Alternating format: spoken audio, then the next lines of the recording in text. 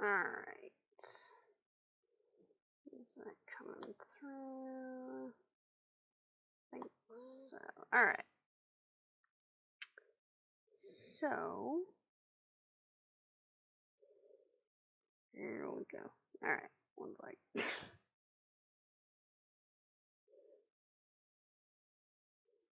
But I could do multiple things and not so much. Alright, there we go. So today we've got the last part of Wolfskin, as you can see around here. Now, as we've said previously, the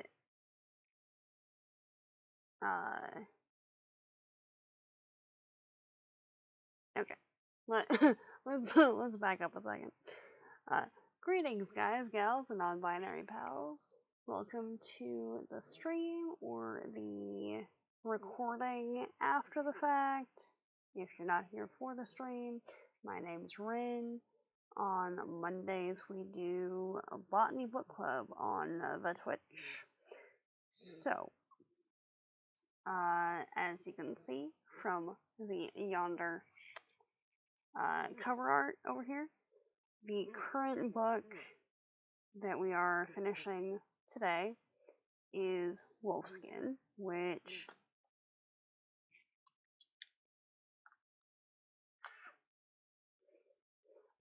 takes place during the Scandinavian period, or what's become known as the Scandinavian period of Scotland, specifically in what is now the Orkney Isles.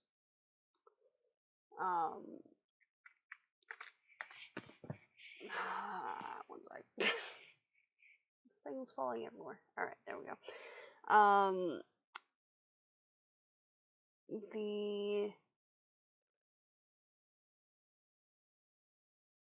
local name,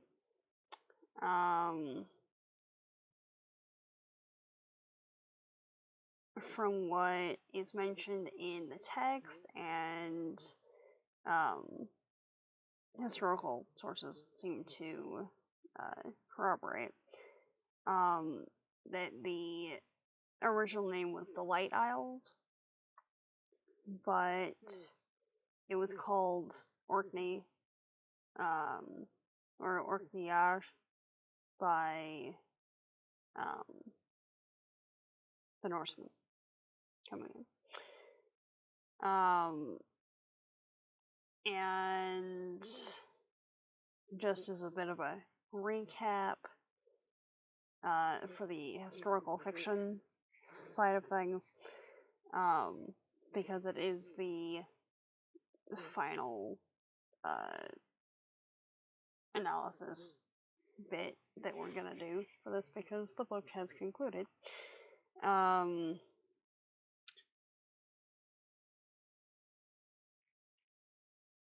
We've got Evan and Summerled, who are childhood friends, and Summerled's always been an interesting case.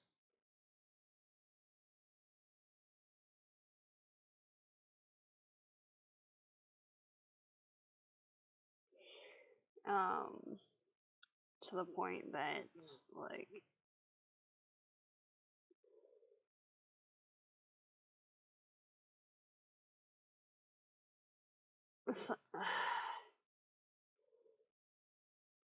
really, Evan is the only one who can even remotely get through to him about anything.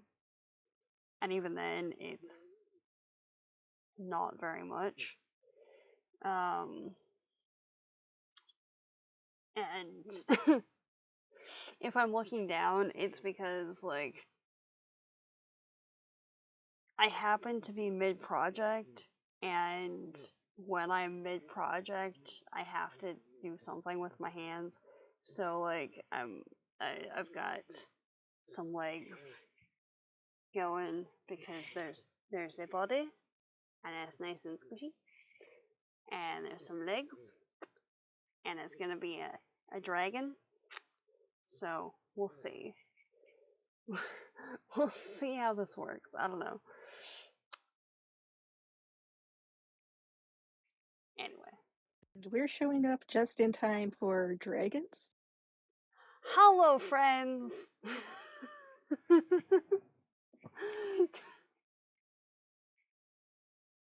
Yeah, no, if I'm like looking off camera and stuff, it's because like when I'm mid project, I end up like fiddling with stuff all the time. So we've got the dragon body here. This is what I was doing while listening to the book last night too. And we've got 4 little legs that need to get sewn on. And the texture looks a lot like corduroy, which we like. A little bit, yeah. Yeah, it's the velvet yarn, which is also not something that like this is the first round of trying to do anything with velvet yarn, which is interesting. Also, yay We for thought it was for a 18 complete months. pain in the butt. Yes, yay! Yay for 18 months of subscribingness. Many thank yous. Many thank yous, friends. But yeah. There's for 18 months of fun times. Yeah. All of the fun times. All of the fun times. Yes. Alright. But yeah, there's this, and then there's this, and I'm not too sure how like super duper fuzzy wings is gonna work with this guy, but we'll see. I don't know, it's an experiment.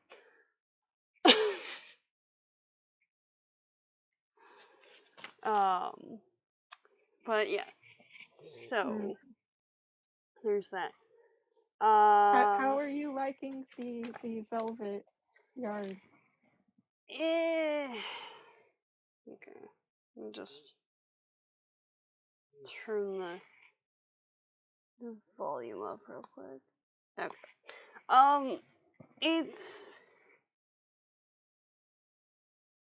It works up.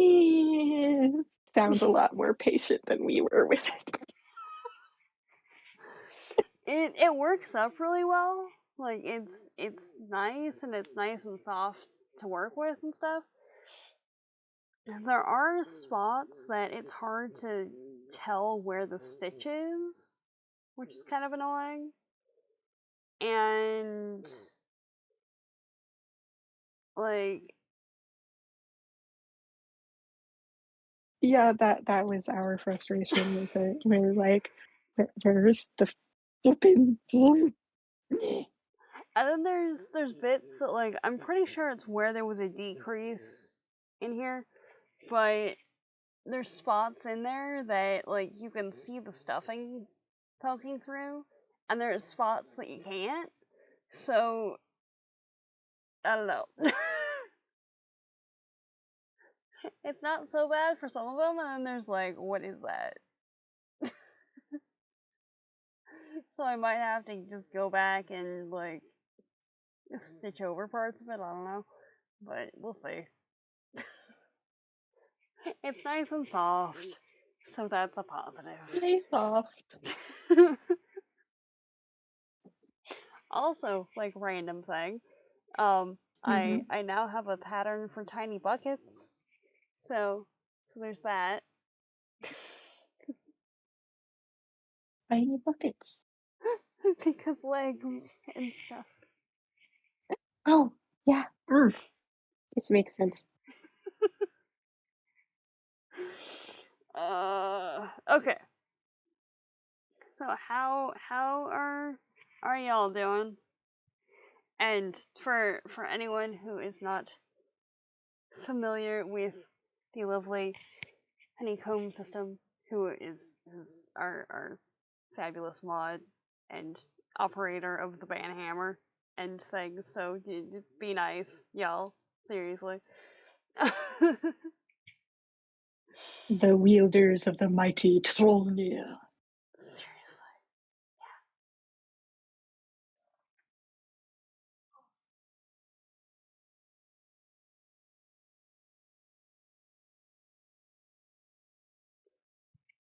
And we're back. Alright. Wielding the mighty Trollnir, and even speaking its name is just far too powerful for stream. Seriously.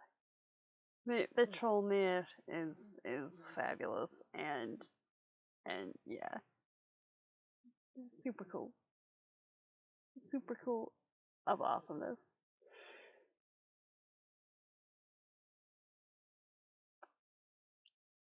I've created a bouquet of legs. I don't know what I'm doing. Anyway, moving on. There we go. Bryn, the Sweeney Todd of forests.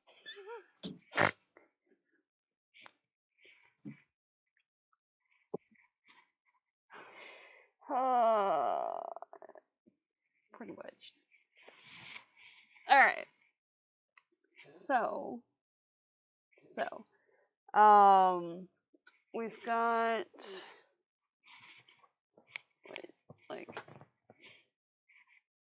32, 7, 8 chapters in the audio format and like 3 in the text version. Like,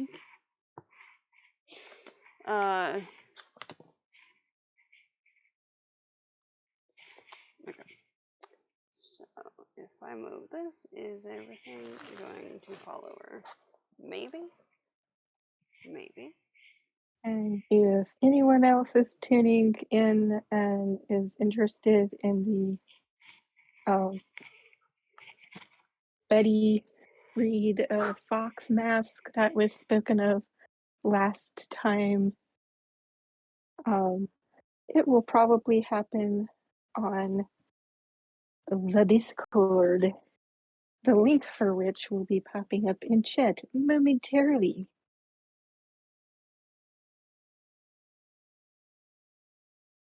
Because for some reason, the story graph does not want to acknowledge Rin's existence.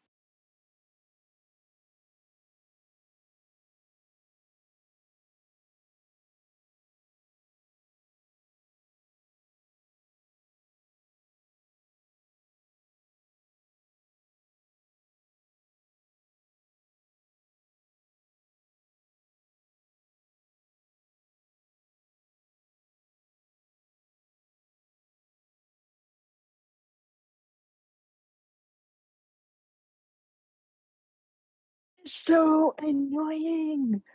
Like we'll have the phone plugged in, and the next day, what the fuck? Oh, the cord got tugged out.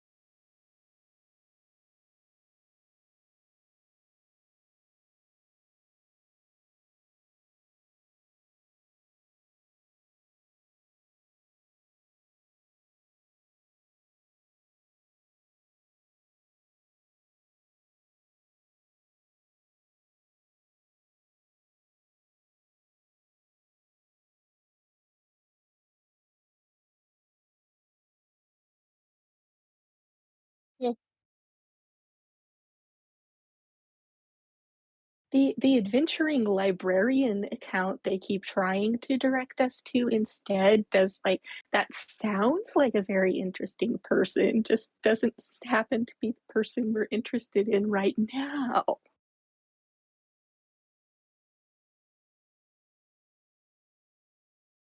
It does. Very much does.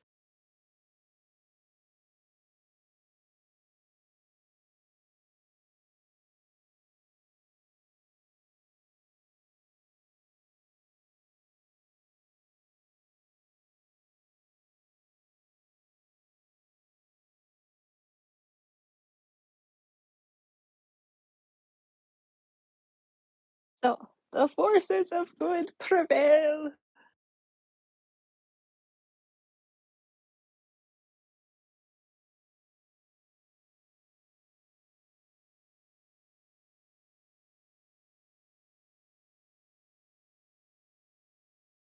And while you're finding your window, whenever crooks are mentioned, we always visualize like the bottom, the boat part is being shaped like half a walnut shell.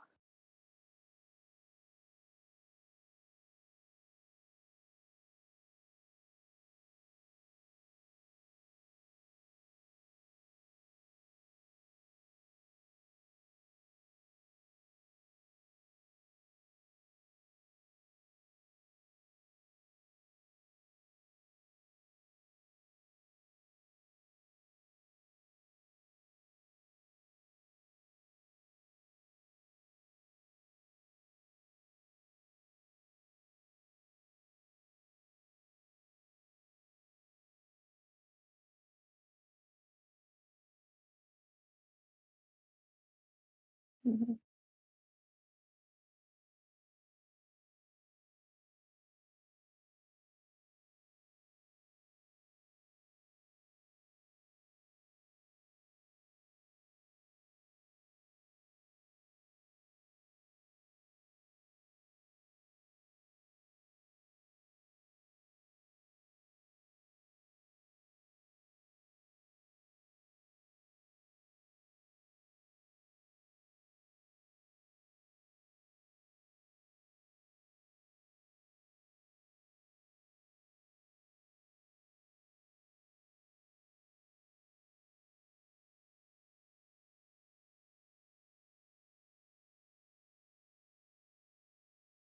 But it does make us wonder if one could use half a walnut shell as like, a boat schematic.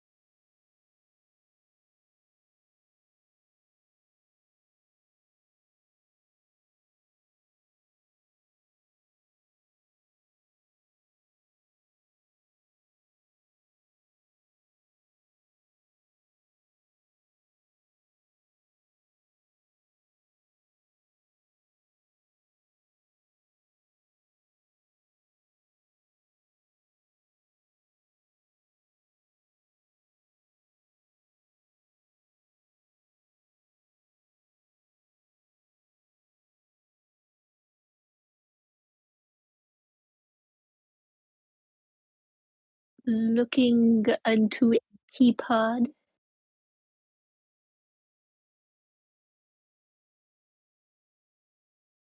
like unto a teapot.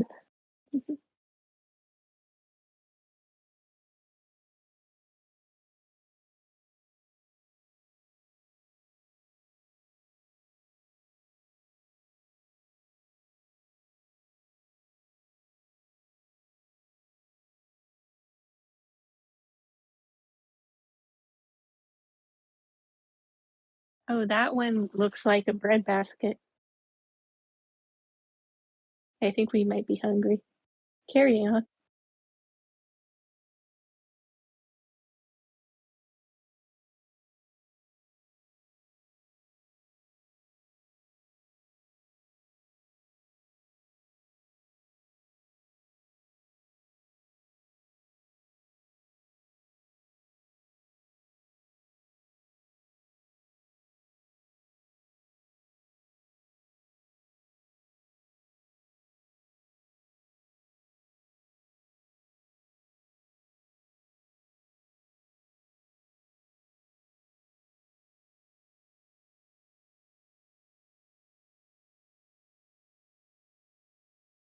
looks a wee bit sturdier than we were imagining, but still not something we would relish setting off into the unknown ocean in.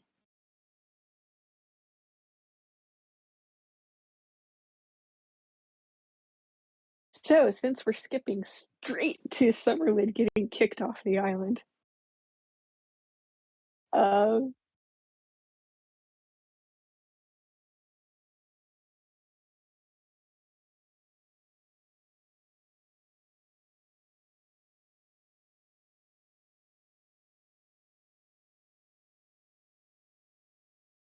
it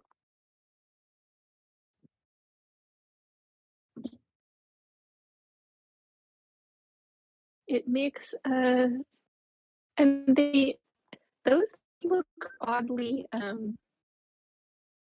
okay, I guess it's the rope, but it looks oddly permeable.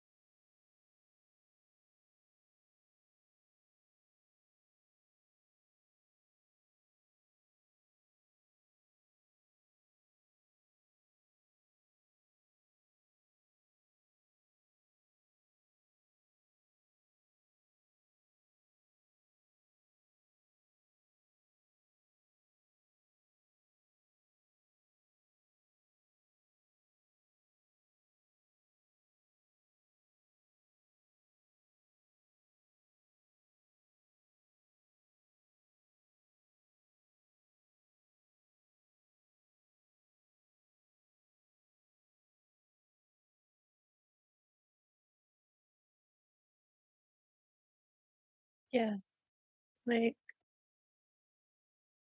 props to Father Pig or Tig, whichever, for and his brothers for making it in their ships, their little crooks.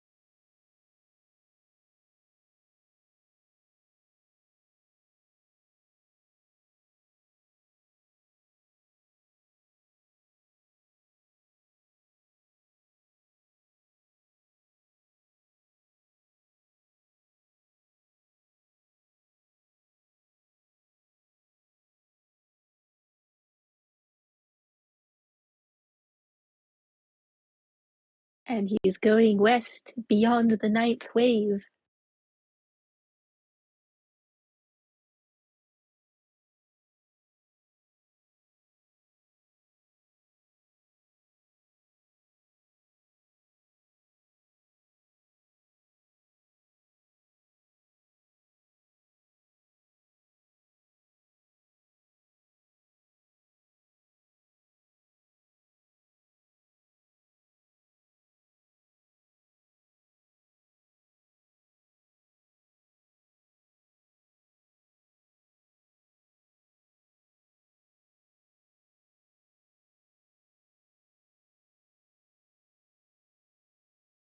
Don't remember where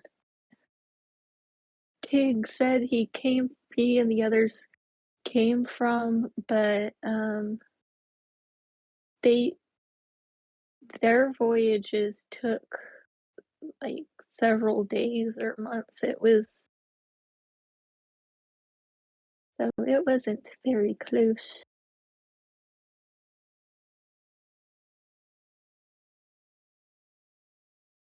Okay.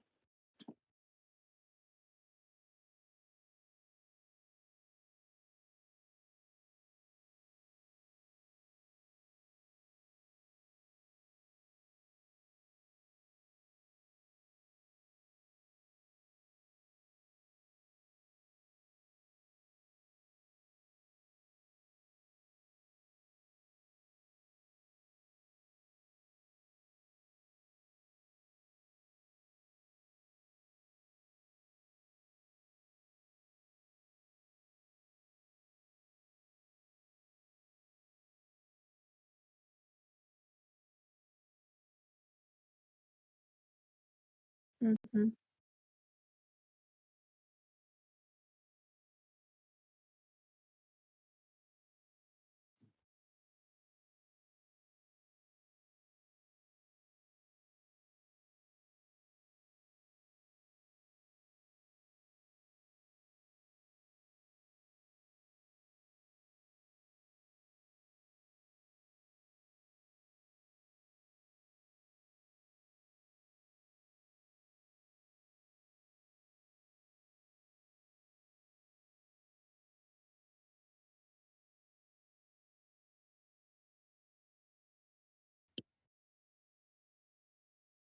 Why is conversion like such a central point of religion?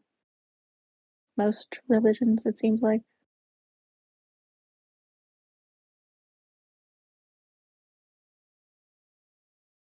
Why is conversion like such a central part of so many religions? It's really annoying.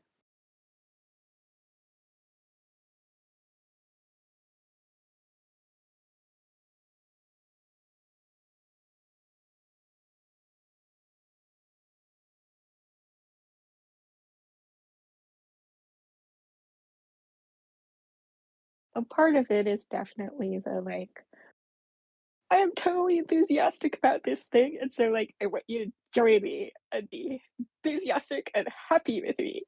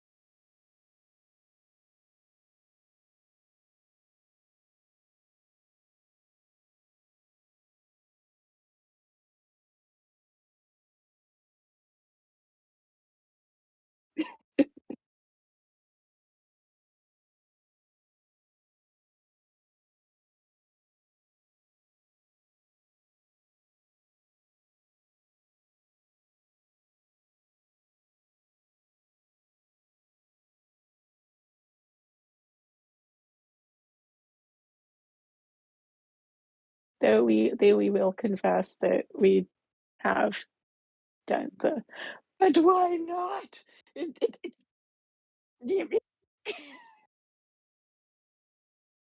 It is the awesome.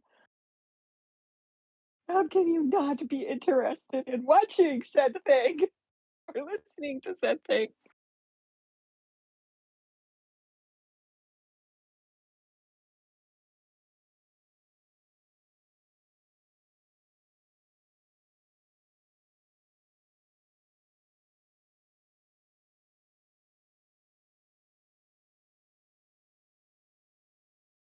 Yes, very dedicated Jesus fandom.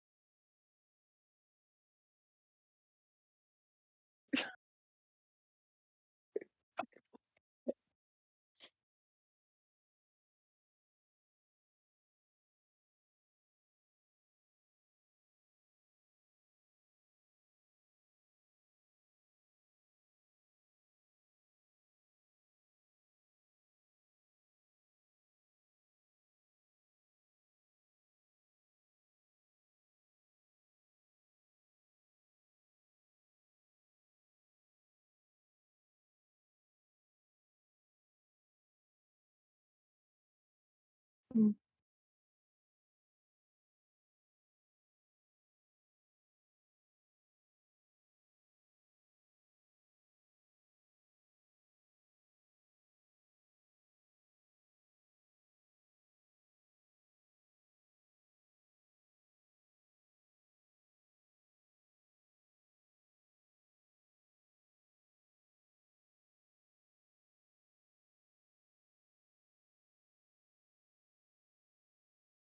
We're just thinking that like memes must have been really happy when humans came around. Humans are just like meme replicating machines.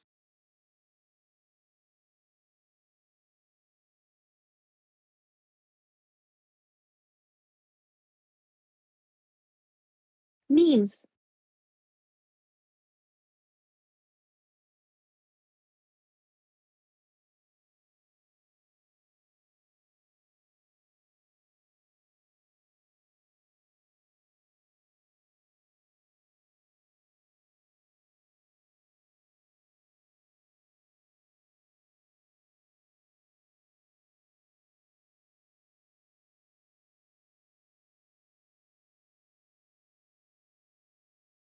Yep, can hear.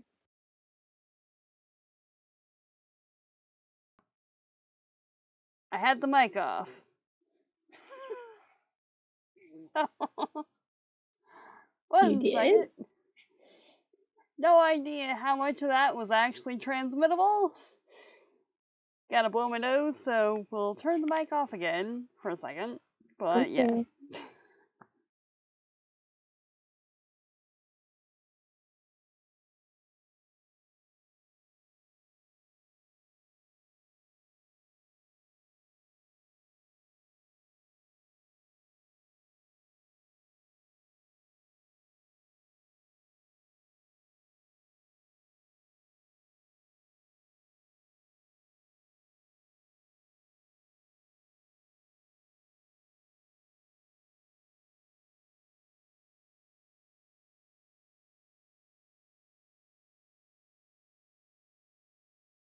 Okay, now moving the mouse away from the thing.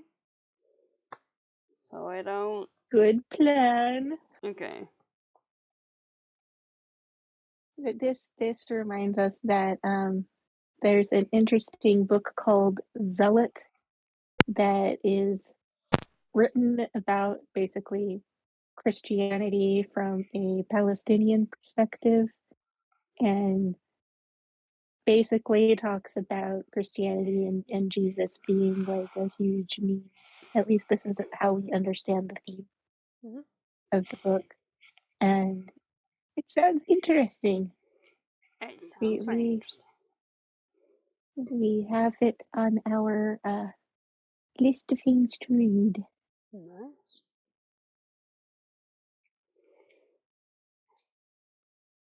In the like random side tangent of a saga of like random critter things that I've been making while listening to stuff, we have a squid friend. Is squid friend? A squid friend. Hmm? Look at it all. The little tentacles and the arms and the bloop bloop. And stripes and things. Yes. Because apparently, It's a very stylish squid friend.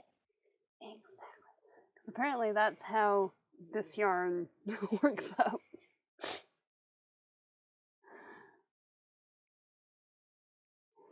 Yeah. Anyway, back to regular programming. Yeah. And we realized that we have implied that there were memes before there were Homo sapiens, Hmm. and or at least other hominins. Mm-hmm. And we're totally okay with this implication. Oh, yeah. Yeah, no, totally. Totally.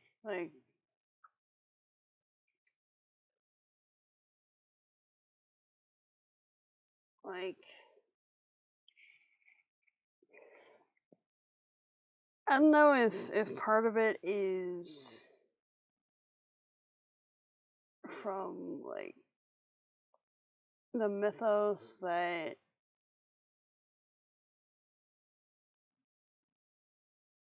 I'm most familiar with, because, most familiar with the European side of things. But, there's a lot in other cultures, too, where there's legends of a people who existed and over time, like, became what we currently know as, like, the Fae or whatever else, and, like, there's an energy shift and stuff, and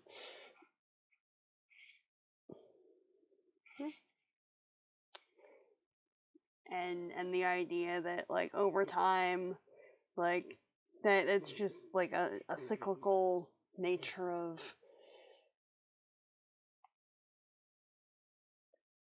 So are you life saying forms, that I suppose. eventually in time we and our magical iPhones and so forth are going to be the Fae to those who come after? That is the theory, yes. I can get behind that. Hmm. Hmm.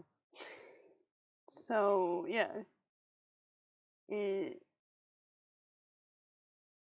which is part of why, like, in particular spiritual traditions, the Fae are seen as ancestors to whatever current population is in the area, because if you go back in that lineage, there's the idea that the people living in a particular place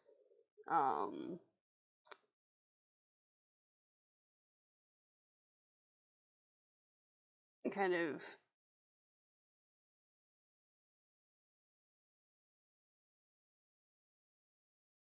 evolved in such a way that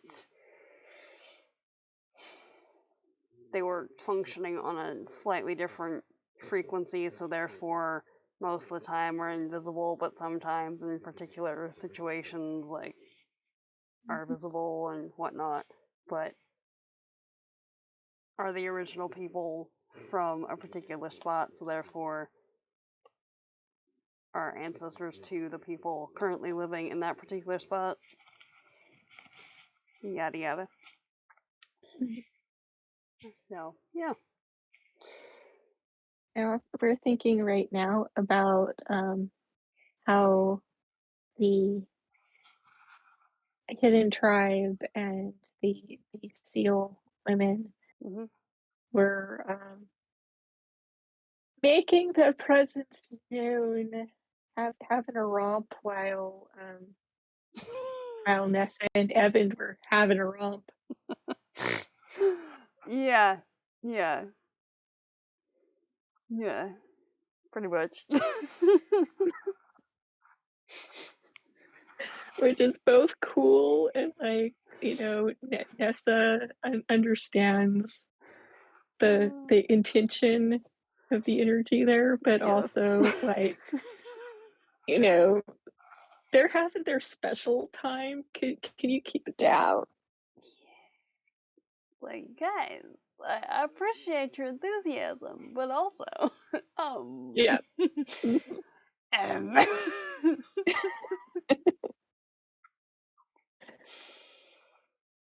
Can you please exit through the gift shop? Thank you.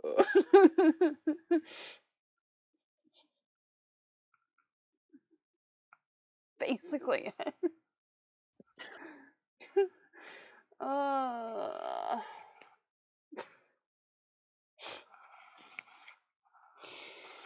oh man. Yeah. It.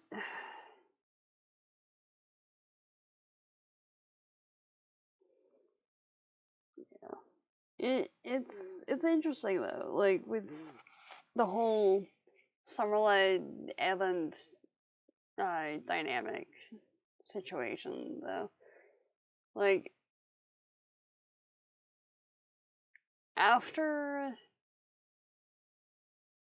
what almost a decade of like constant put downs and being told that, well, obviously, like you're just a warrior person. You don't know how to do critical thinking anything. Like you can't do that. Just leave it to the You might as people well with not have a frontal lobe. exactly. Exactly. Like he's really simple. You have to like break things down a lot so that he can understand them. Like, okay, sir.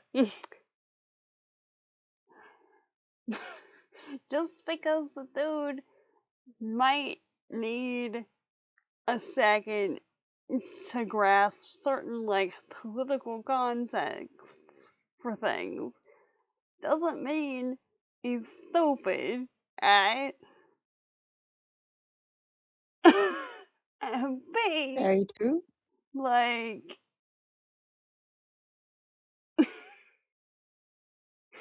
oh yes, my friend doesn't know how to arbitrate anything, so therefore, like, he's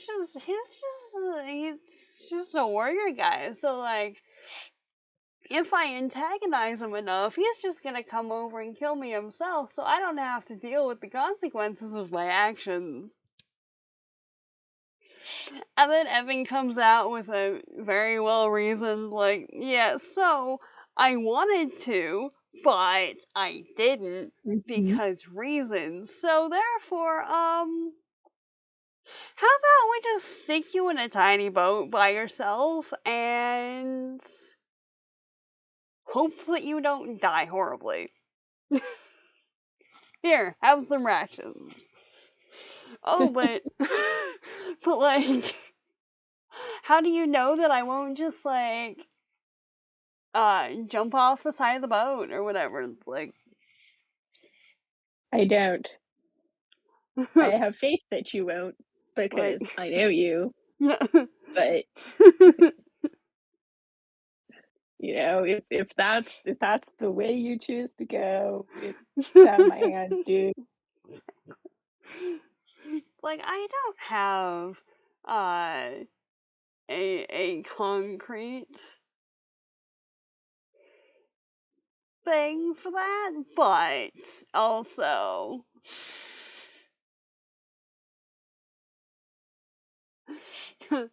I've met you.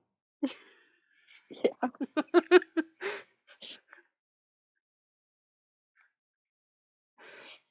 I just like the last line when he was just floating out in the middle of the ocean, right? It's like, on the one hand, Evan just betrayed me, ha! But on the other hand, Evan has saved me because I'm not dead. Like, hopefully you could take some time while you're floating around in a boat somewhere to like sort yourself out because honestly, Mhm. ah, like Perhaps this is an opportunity for growth. seriously. I just dying though. Like I should go someone's with getting in the him. boat and he's No. like, "Oh no, like someone needs to go with him. Like I should go with him." Like, no. No. You'd both be dead inside of a week. Like It's had it like 2 days. Jeez. Come on, man. On top of which, dude's almost the sole interpreter in the entire complex. So there's now like 10 new random Norse people. Come on. Ugh.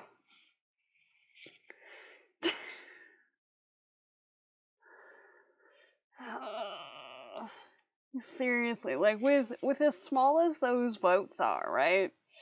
You imagine like Summerlin and his giant ego and Tig just like stuck in there for like a weeks at a time. God. Uh, oy.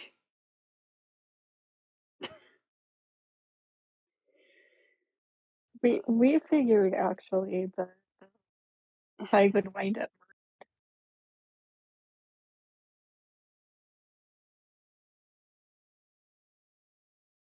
because like our brain immediately went to no, don't you get in that boat with him. Don't you even get within arm's reach of him right now, Oh yeah. or he will try to use you as a hostage to get out of this. Yeah. A hostage to get out of it, or well, yeah, that would be getting out of it too. Because like if he threatened to try and kill him, then in order to save Tig, then someone might have to take Summerlin down, which is what he wanted anyway. Mm-hmm. So yeah, yeah, The Isles version of suicide by cop. basically, yeah, Yeah. basically. Ah, yeah. Uh, And it was Margaret was pretty impressive. mhm. Yeah, yeah. Um,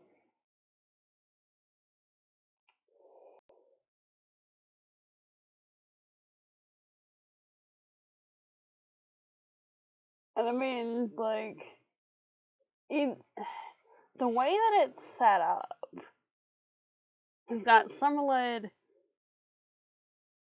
off on his own little adventure, which presumably, unless he shows back up somewhere in part two, like, unless he shows back up in Scotland somewhere, which he probably won't because he'd get killed off or something at that point.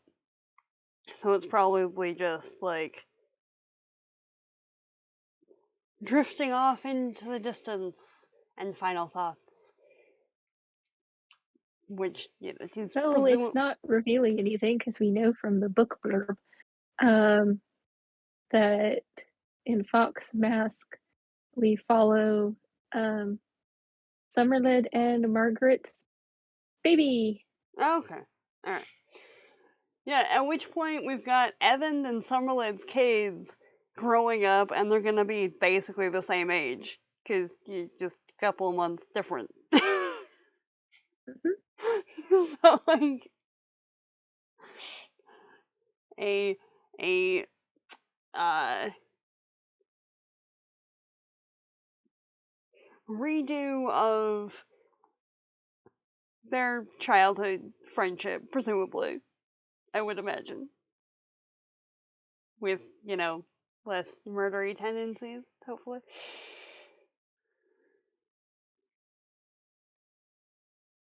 I do believe less sociopaths are promised. Ah, nice. Which, like, I would imagine so, because, like,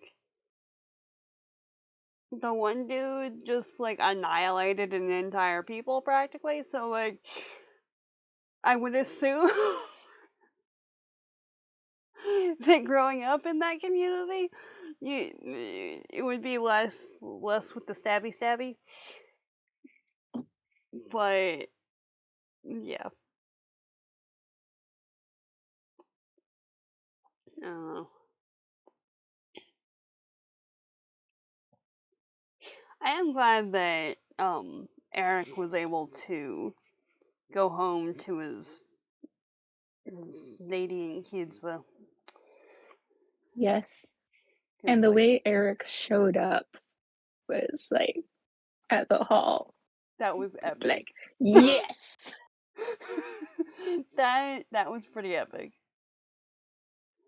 Like when they were all freaked out that someone was coming, like part of me thought that it would have been someone from uh back home, and part of me thought it was gonna be Eric, but like the both of them together, that works. And just the description though, like yes, uh, if the Jarl hadn't shown up when he did, we'd probably still be stuck in a cow shed somewhere. That's great. But we're here now. So yeah, yeah. I don't know. There's Rona in the background with her vile teas. Oh god. Like, I seriously want to know what is in there that's like it's so bad, but like it's good for you and it makes you feel better, but like it tastes gross. Like just cause, just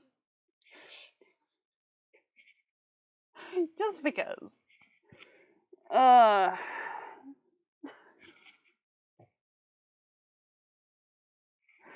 But we presume the ones she's feeding Margaret, um, are like, what's the opposite of an abortifacient? uh, yeah. At which point it'd probably be like something like milk thistle and something else. I know that one helps for lactating. I don't know that it helps. Natal care, Yeah. help with um, the first trimester nasties.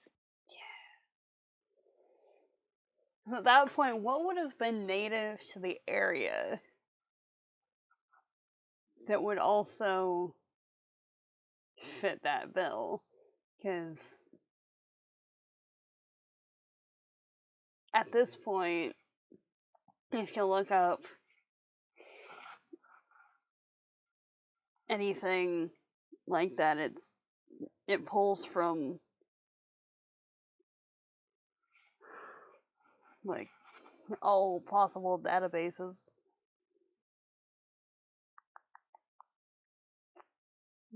Thistle, maybe? What's thistle used for? Oh,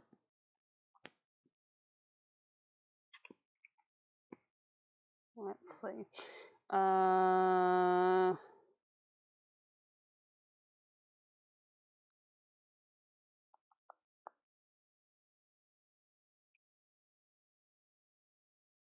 And what would they have had that would be good as an antiemetic, yeah.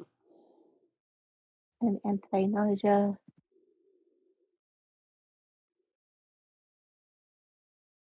Hmm. I bet Juliet Marillier didn't know either, and that's why no specific plants are mentioned. Basically, yeah. Uh,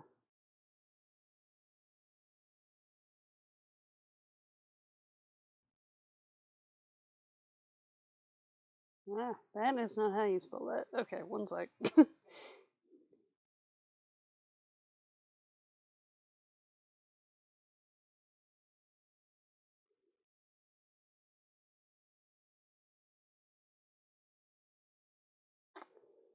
um. 2 6, 3 6.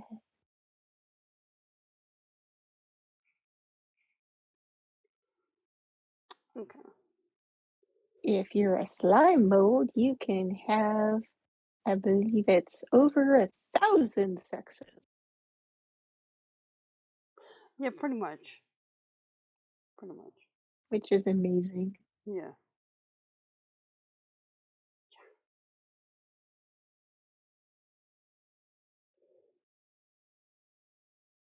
It's like, really?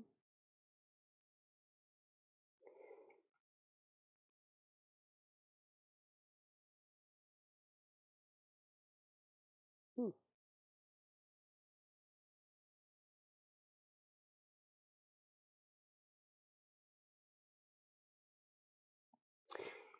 Apparently, it's.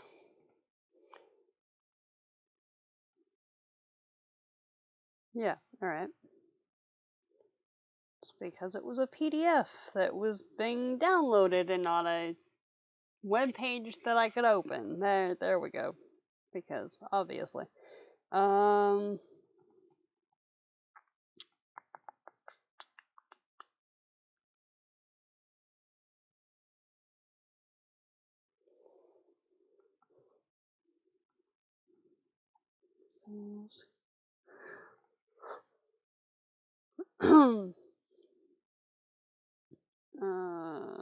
Come on.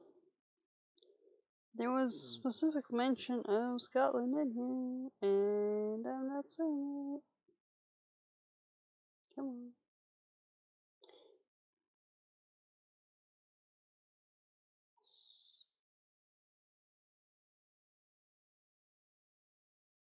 Ah!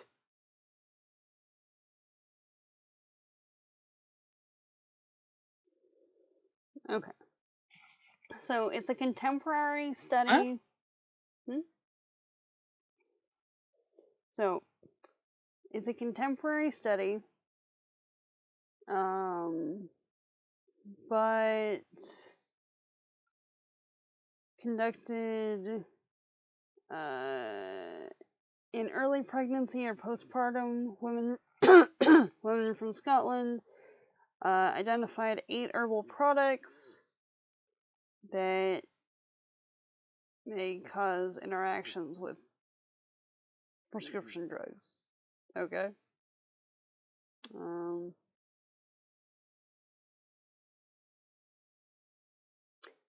yeah. So apparently, combining ginger and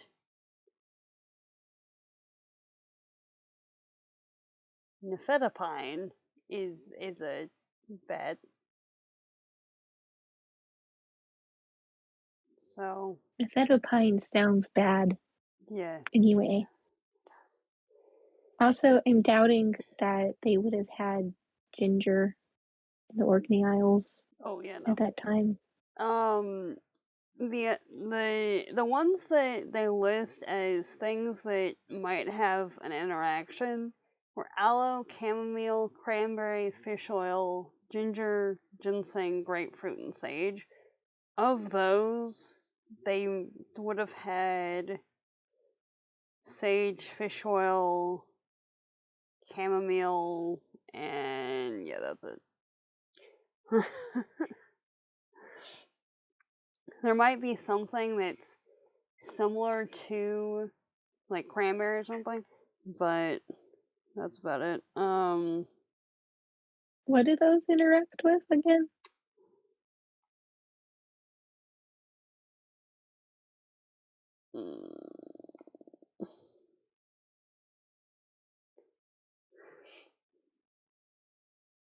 It just says that may cause interactions with concomitant prescription drugs. Okay. Mm. interesting because we've never, we had yet to hear of a drug for which chamomile, Mm. fish oil, or sage even Mm-hmm. were uh, considered problems. Yeah. Which is interesting, really, because, like, okay. Come on. I'm trying to share a thing, and it's not working.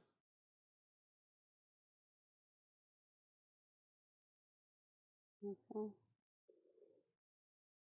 I'll do this. I'll do that.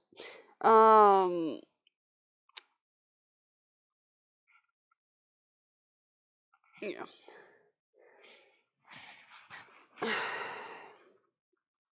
It's like, I know as baseline as chamomile is, and that's in most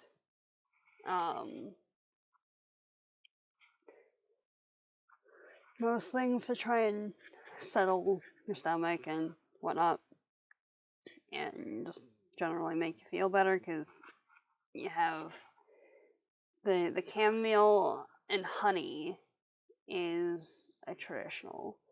There might even be like slowberry in there too, just depending, but probably not. Um, but yeah. But chamomile is part of that list of random things that I can't have by itself. Like, I can mix chamomile tea and milk, and it's fine. And it tastes kind of weird, but it's fine. Or if it's like chamomile and something else, then I'm fine. But if I try and drink, or if it's like a lot of honey and some chamomile, I'm usually okay. But just straight chamomile tea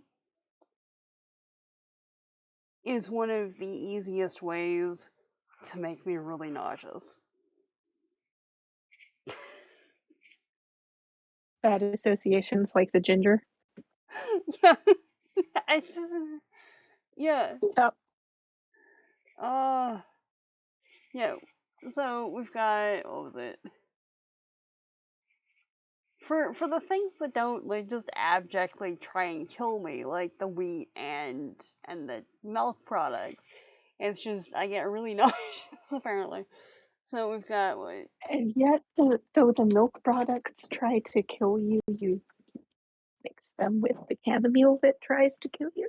Well, when I say milk, it's the same as like if I say we had chicken for dinner, it, a almond milk or oat milk, one of the two. It's just it's been long enough And when you since. say I have chicken for dinner, you mean like that corn stuff? Yeah, exactly. Exactly. Corn or And Beyond I've Meat been or trying a whatever. daily cup of hot oat milk recently. Ooh, nice. It's tasty. Very nice. Yeah, no, it's been long enough since we even had like regular milk in the house that it's just that yeah, yeah. Yeah, we've had to back when we were baking more and people wanted our recipes, we would be we would say butter and then we'd remember, oh yeah, when we say butter, we mean Yeah. Like uh the butter margarine thing. Oh, yeah. There's a vegan, I can't believe it's not butter. No. Just like on a random side tangent. While we're on baking stuff. Found that a couple of months ago. It's interesting. We'll give it that. I can't believe it's not butter like the product Uh-huh. Fabio used to Uh-huh. do commercials for. Uh-huh. That. That. eh, Yeah, there's a vegan one now.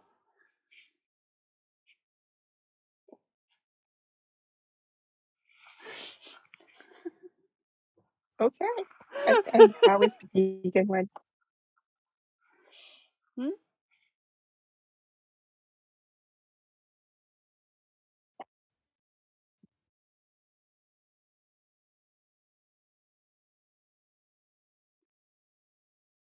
Ow.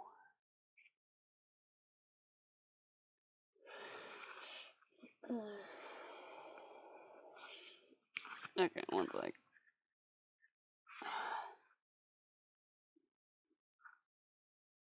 We will give you a parsec. Ah.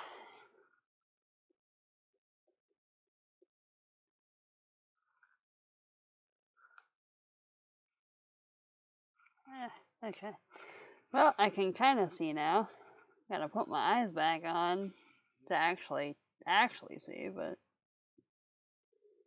I now no longer have an eyelash stabbing me in the eye, so we'll call it a win. No stabby eyelashes is a win, yes. There we go. Okay. Now the eyes work again. Anyway. Yes. So, we've got that. And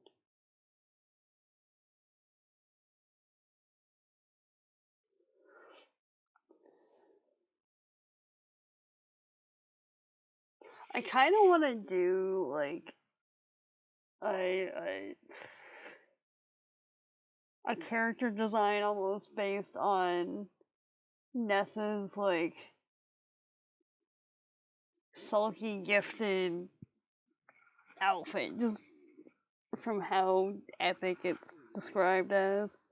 Like seriously, the flowing It does sound very epic. gown of moonlight or however it was, and the seaweed and pink flowers and bracken circlet situation.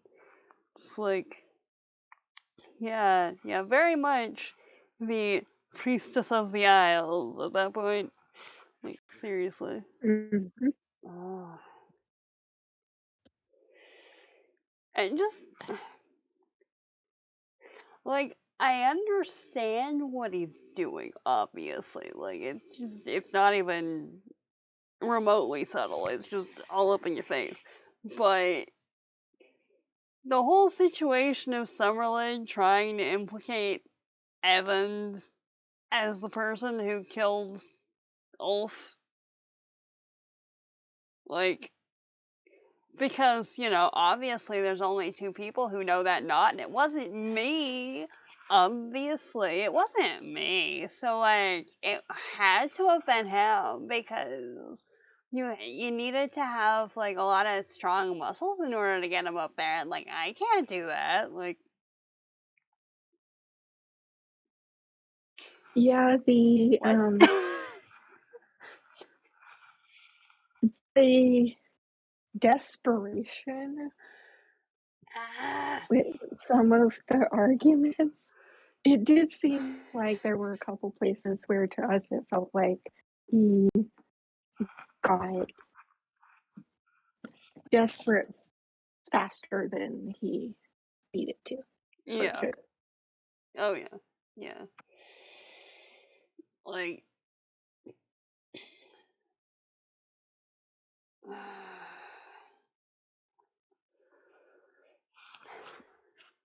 yeah, between that and the like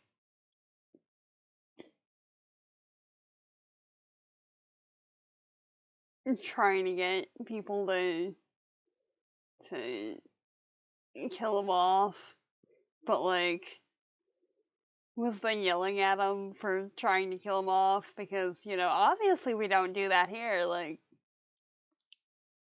mm.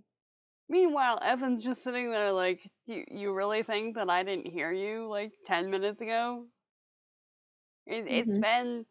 been under half an hour since you were here, telling people to come kill me, and what? Like, you're being real subtle right now, dude. Really, really subtle. Totally. Ah.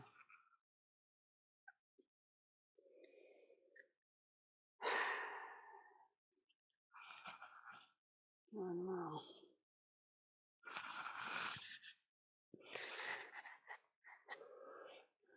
But yeah.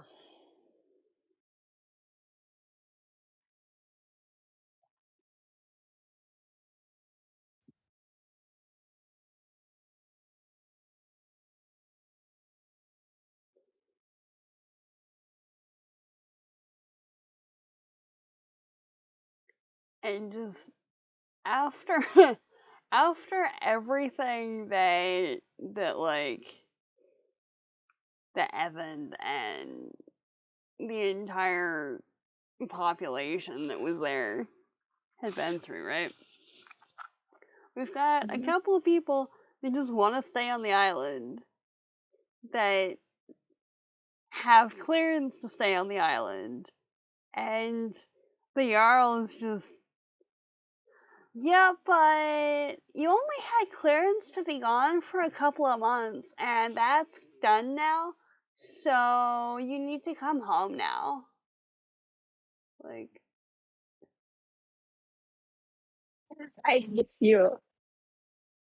but like these people here, right?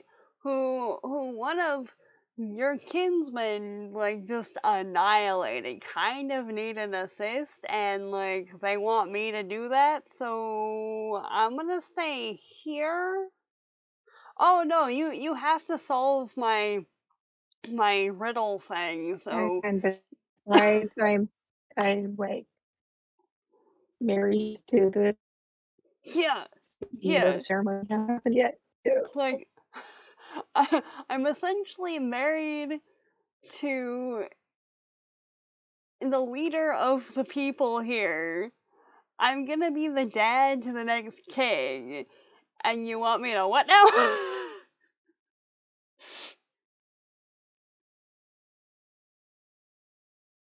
I It's want like the you very definition to. of, well, I mean, you could do Sometimes I'm that. going to miss you, Evan. Yeah. It's the very definition of like, I mean, if you want to do the thing, then you have to jump through all these hoops and stuff, and like, if if you don't do it right, then like you'll never see your people again. But no pressure. None, absolutely none. Like, dude, I just want to chill and stuff, and like teach people how to not die if they get attacked. Like, what? And just the character growth over the course of the storyline, because like it starts when Evan is what, like 11, and all he wants to do is be a wolfskin and go into fight battles and kill people in the name of Thor, because that's what you do as a wolfskin. Rawr. To, yeah, no, I want Yeah, to it's stay kind of here. surprising that he never brings up, like, Evan never straight says in any of his arguments that Thor doesn't want, um, he doesn't want to slaughter. Yeah, yeah. That is definitely an interesting one. Because like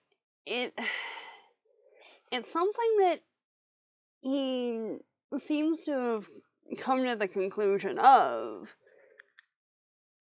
and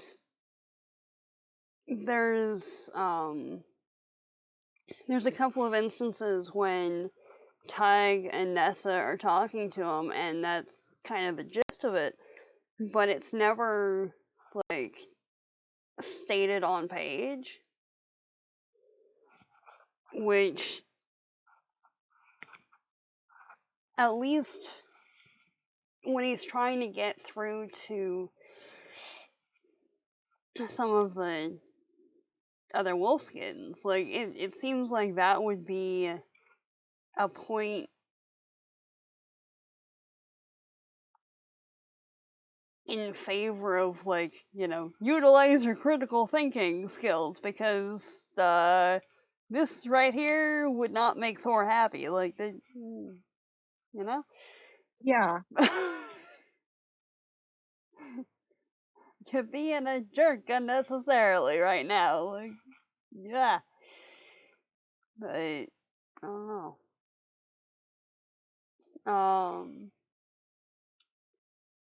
And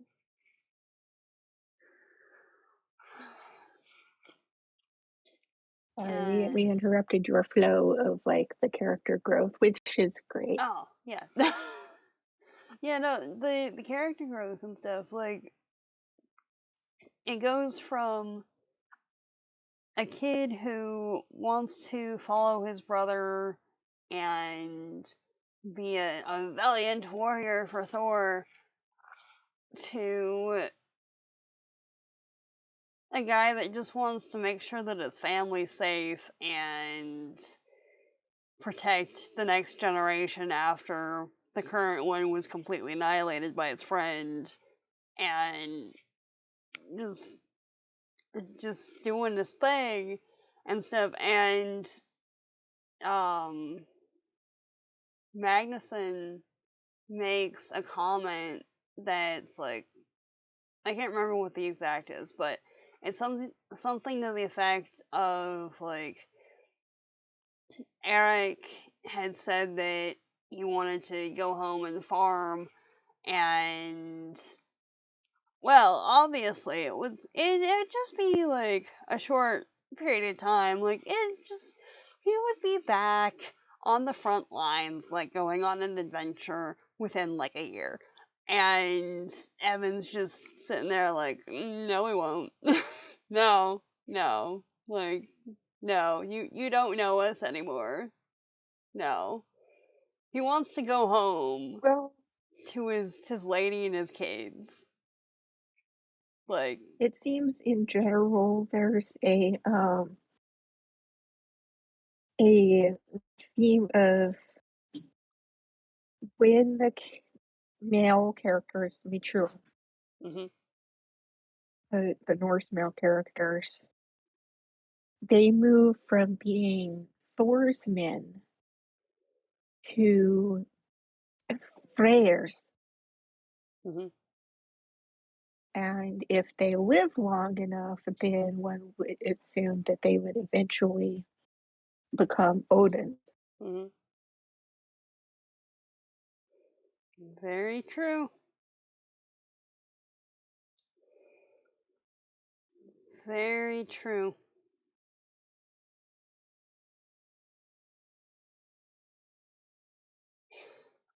Huh. At which point, if the Wolfskins are Thor's men and, like, maturing, In a way, are they really men or are they still like adolescent boys? well, I mean, oh, what was it? Up until Evans, Eric was the youngest to be inducted into the Wolfskins, right? Yes. And then, because, like, Eric was, I don't know, what, 16, 17, something like that? and Evan became a Wolfskin when he was like 15, I want to say. I want to say 15. So I know, like, for the time period, general life expectancy wasn't all that great, and especially for warriors of that class. At 25, Eric was already, what was the phrasing? He was already long in the tooth. So if 25 is like you're really old and decrepit,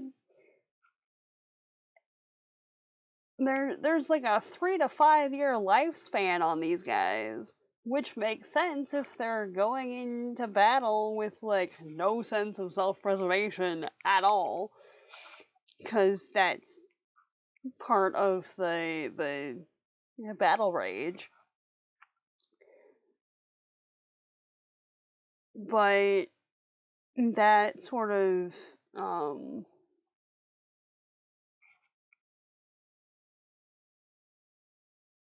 the only word coming to mind is impetuousness, and that's not it. Uh,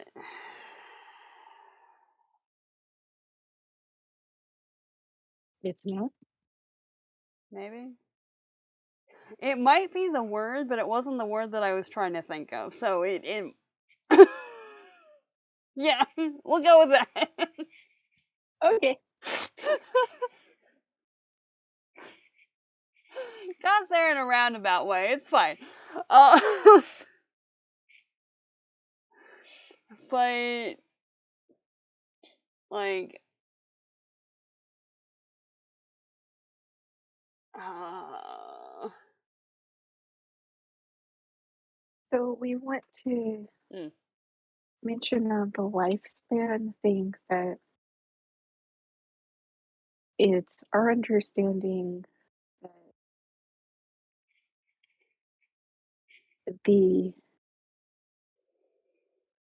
the lifespan of people hasn't actually changed that, that much. What throws off a lot of the statistic is how many things there were that could kill you at a young age. And once you got past mm-hmm, like 15, yeah, if you lived that long, mm-hmm, and you were probably going to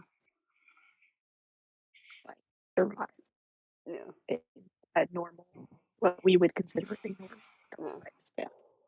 yeah. At that point, it's like, how much is how much for like the human lifespan is down to medical advancements and technology, and how much is just like, well, I mean, you live this long, so you're more or less fine. Because like childhood mortality is the big one. Anyone's less likely to get killed off by whatever because you're an adult and have better reflexes or a better immune system or whatever. There's that. But yeah. And here's a good question, like, Mm. as much war and violence as is going on in the world, is there actually like less people dying per year because they got sent into battle? There's that.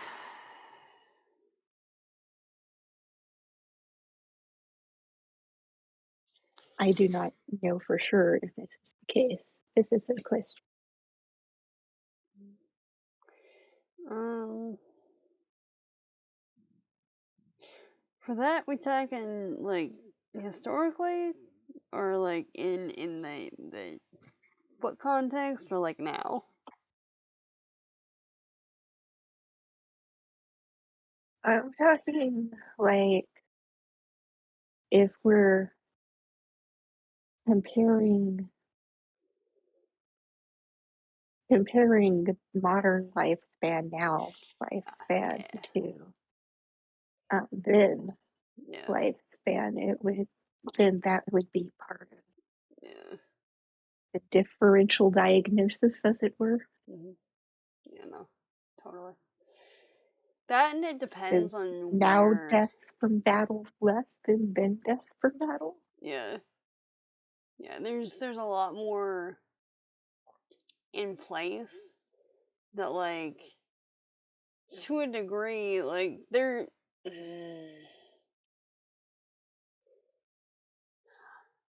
I know there's a thing in, certain fictions and stuff where it's like, oh no, this person broke their leg. They're gonna die. Like, that's. No,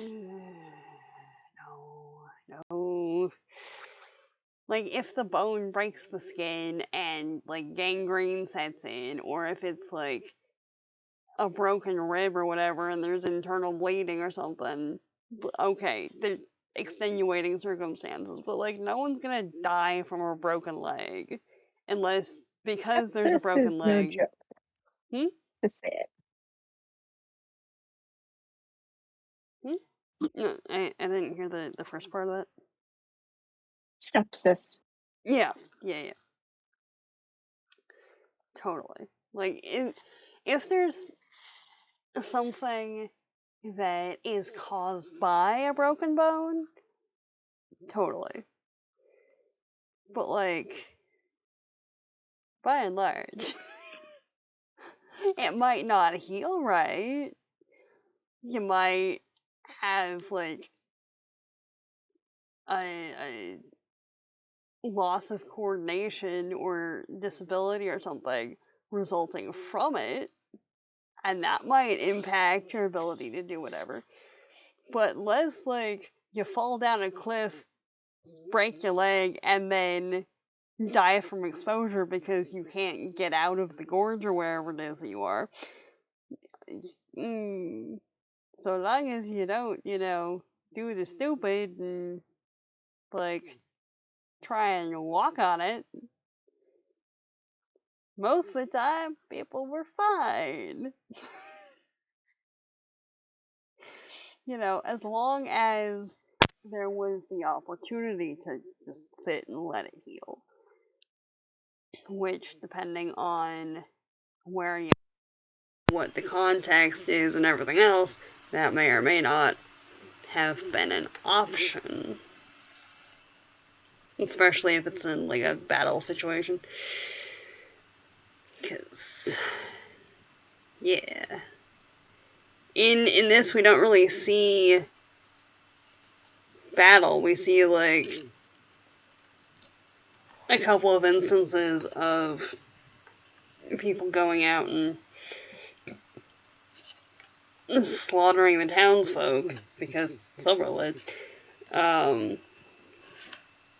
And there's discussion periodically of, like, there we go, that's better. And there's discussion periodically of certain battles that Evan has been in, but we're not there for it. It's just, like, essentially the a snapshot montage between, like,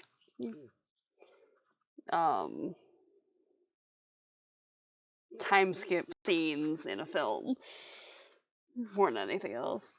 At least that's how I was saying it. Because, yeah, I don't know.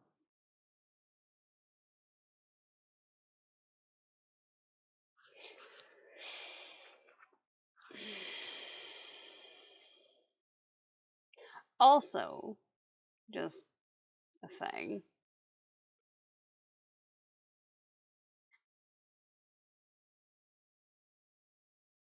Yes. Like,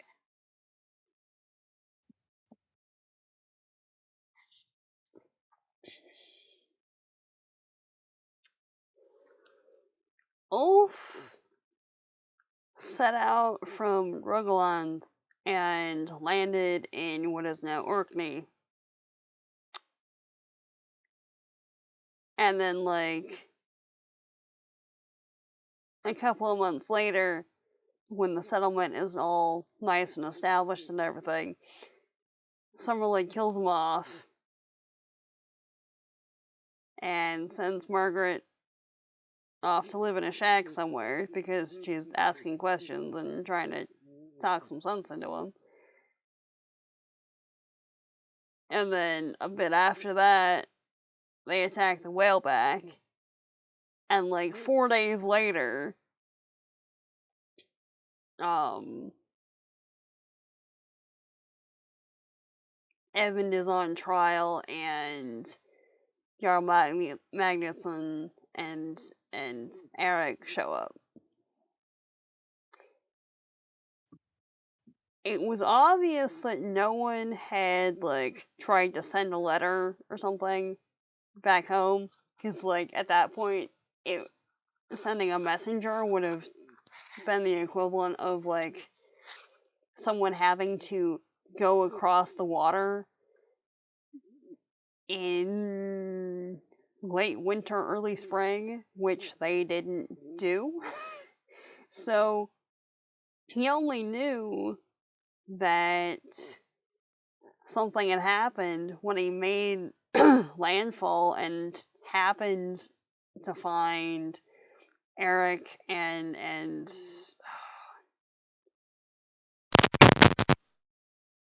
yeah, who was with him?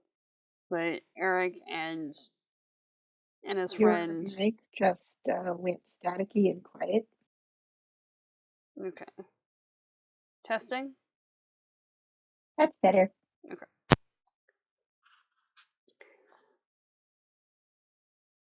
So, like,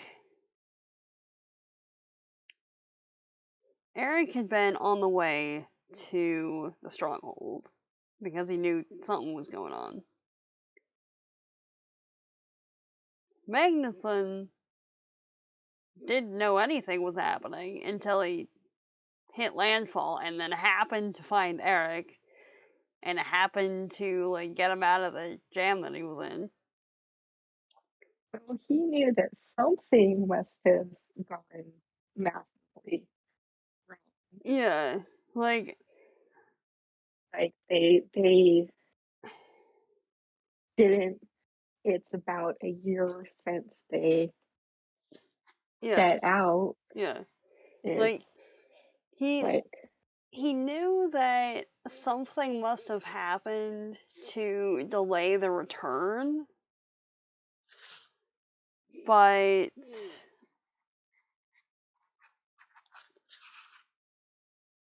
not the what exactly. So it's interesting that it's like I know part of it is, down to like dramatic timing and all that because literature and suspense and build up and everything. But he happened to make landfall and find Eric and get to the stronghold on the day that Evan is on trial.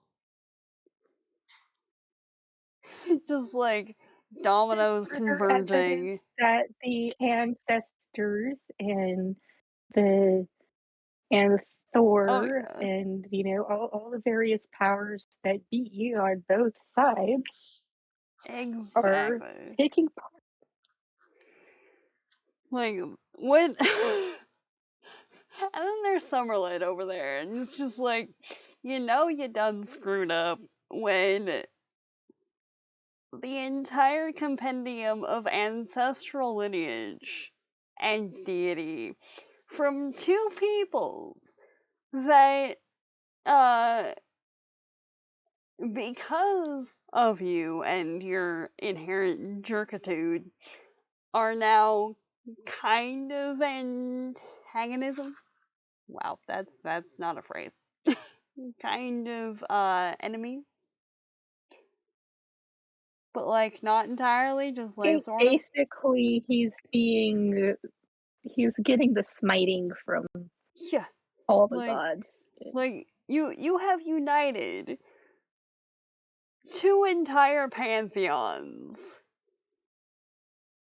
to smite your stupid self. You. Like, I mean, go you, but like, I don't think Perhaps that's we what should you were reflect looking on for. Okay, there was some static for a sec there. He said that perhaps one in that situation should reflect on one's life choices.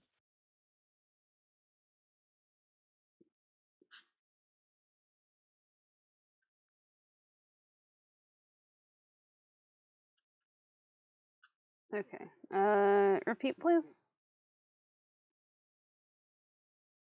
One in that situation should reflect on one's life choices. Ah, yes, yes, yes.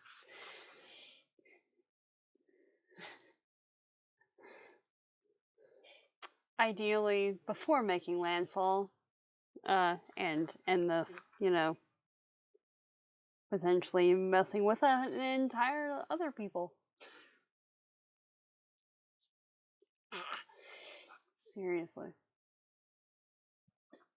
Lots of Well, it self-reflection there. also says a lot about like Summerled is so dang like he's so perceptive, but in other ways he's so dang oblivious. Honestly, it's like, ah, dude can play chess like 10 moves ahead, and then does this. Mm-hmm. And this is the same guy who's like,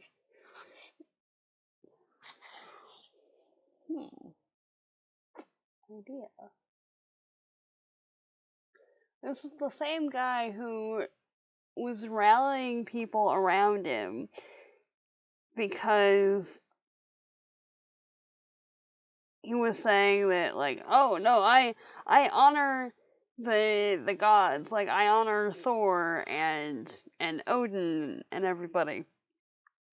And my brother, like, I honor them better because more yeah, blood. yeah, like my brother wasn't like a good ruler because he was gonna convert to Christianity, and like that's not good. So therefore, like, I'm better because like I honor them.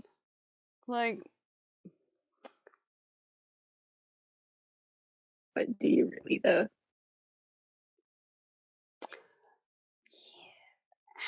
how much of that was, just lip service? Cause, I honor the gods. Like, you realize that there's multiple facets to all of them, right? Cause like, mm,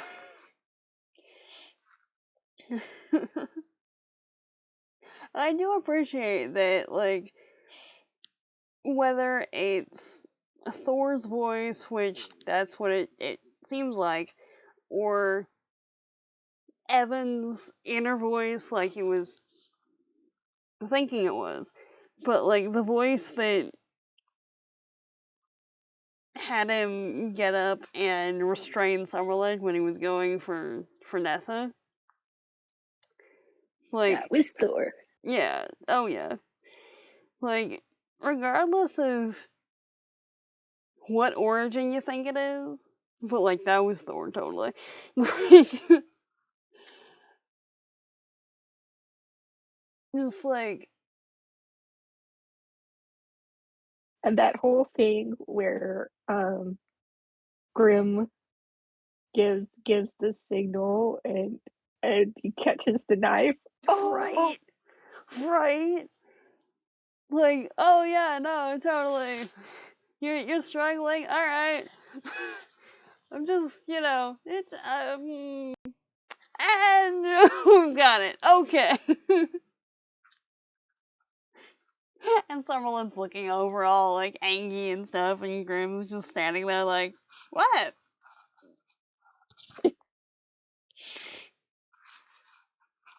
You were doing a thing. That's all. Don't mind just keeping the peace.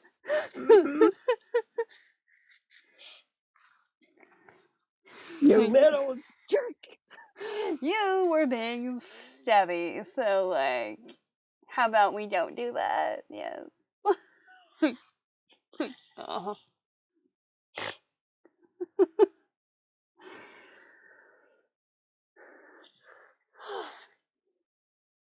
Yeah, no, interesting things. Yeah. It, uh, And I'd be also interested to know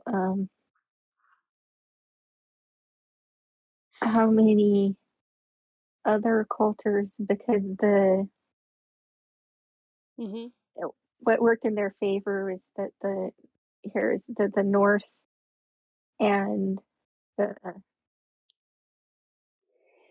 the people of the Light Isle, they shared the legend of the bone hunt. They shared,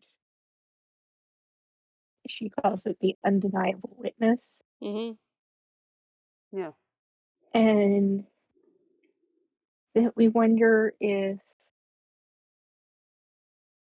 there's an undeniable witness in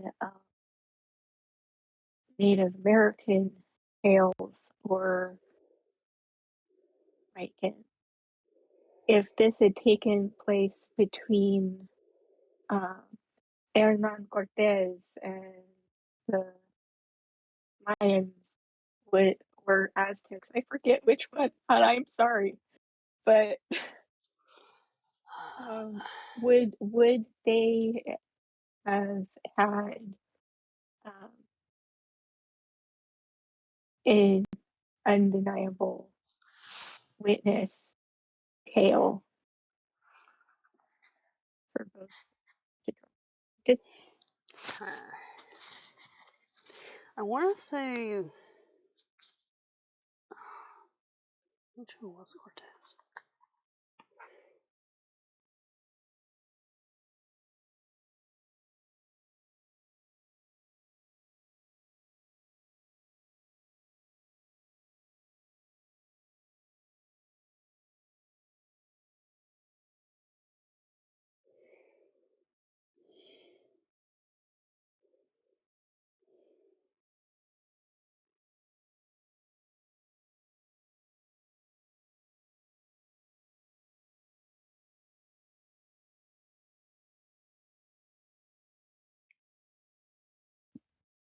Because after the harp shows up, that really is when the Yeah, it would have been the Aztec. okay. Thank you. Yeah. Uh, That really is when it the I think that the Wolfskins wanted to leave Evan, mhm, but that's when the power shifted and when they're like, okay, no, mhm. now we have an excuse to believe you and to get out the stubbies and enforce things. Seriously. Ah.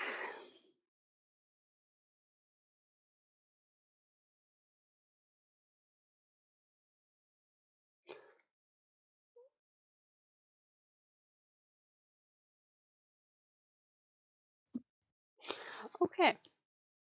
So just to see what would come up, right? I typed in undeniable witness legend, and there's like random things. But so far, at least, uh,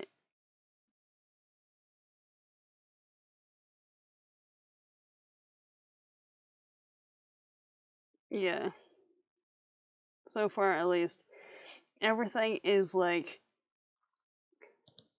connected somehow tangentially to like Catholicism.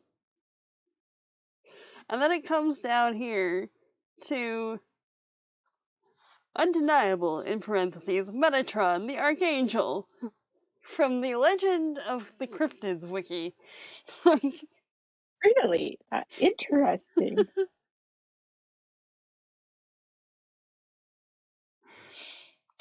Oh, uh, yeah, Metatron is speaks for God. yeah. Thank you, Dogma the movie.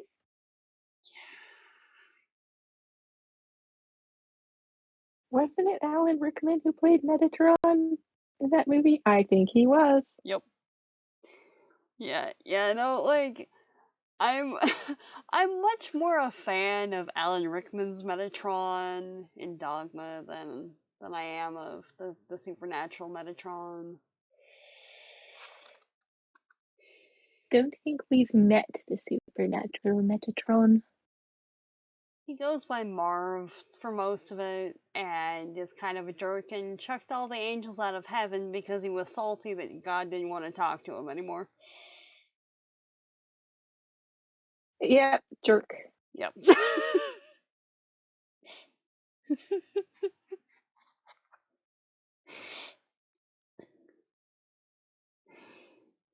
I So, mean, at least Lucifer, like, he said his piece and then he left.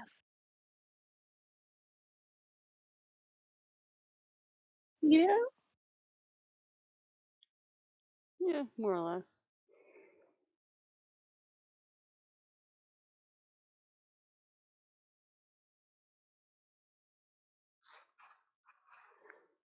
Yeah.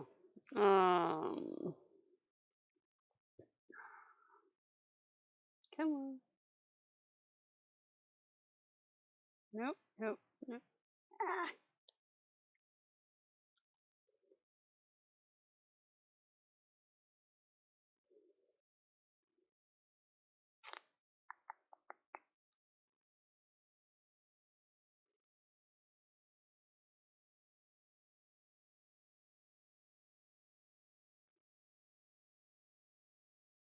One of those things that you probably have to know the right term.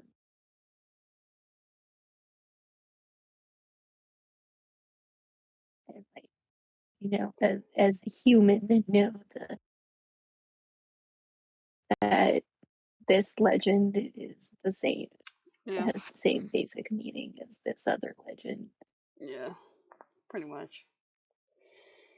We need a world folklore expert. Yeah.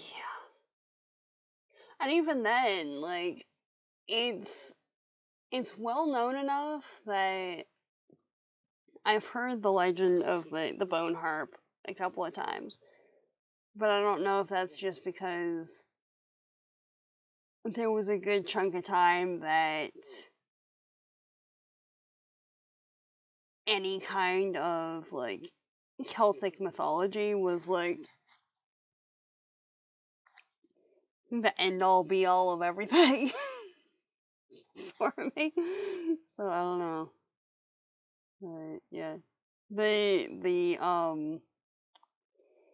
the supernatural Metatron was apparently played by Curtis Armstrong. This guy. Yeah. Uh I don't think I know who that is. hmm. I know I've seen him and stuff, but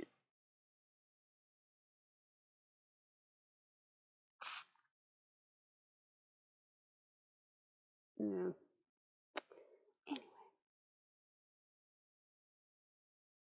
Oh, wait. Okay, now I see you holding the picture up to the camera. I know who that is. Yeah.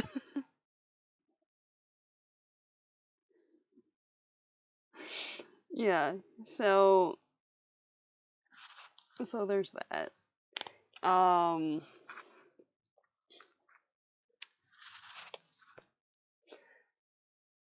but yeah, no. The characterization in Dogma is that's cool. Speaking of, I have not seen that in ages. Interesting. But yeah. So we've got anything else?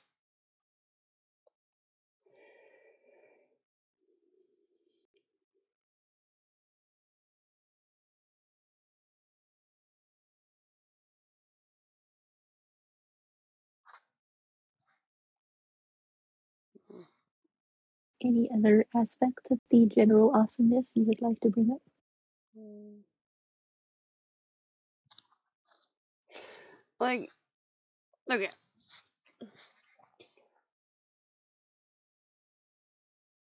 Why is Bracken called Bracken?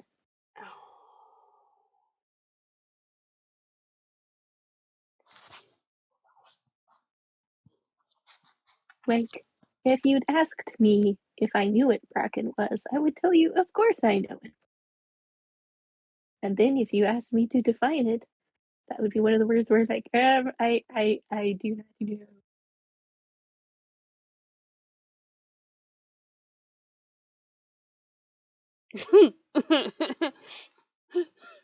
The definition of bracken, right? A tall fern with coarse lobed fronds which occurs worldwide and can cover large areas. Or informal, any large coarse fern resembling bracken. Large coarse fern resembling itself. It's I that I don't know if that's better or I thought worse than Bracken was more shrubbery than just fern. I don't know if that's better or worse than the define running. To run. Yep. You need to, elaborate a little bit on that one. I don't know. Like our mental image of Bracken includes these sorts of shrubbery you get from nicely established thorn bushes, Hmm. thickets. Yeah. Low lying woody beach. Yeah. Yes. Okay, difference between a fern and bracken. Ferns are bipinnate, which means the leaflets divide twice to produce the easily recognized fronds. Bracken, on the other hand, are tripinnate. Means the leaflets divide 3 times, giving each frond its own tiny frondlets, like a green comb.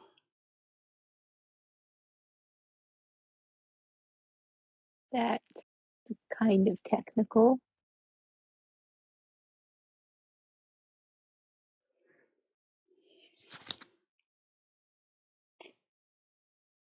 So for the less botanical, the for Bracken read ferns.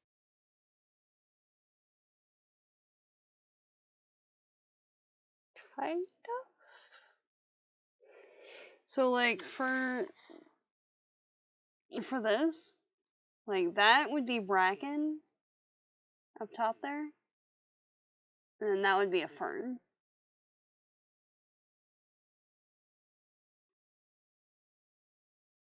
Waiting the appearance upon our screen So because internet delays.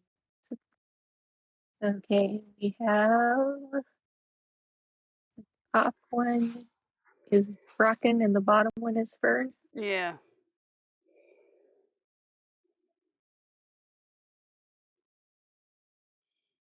So Bracken is kind of like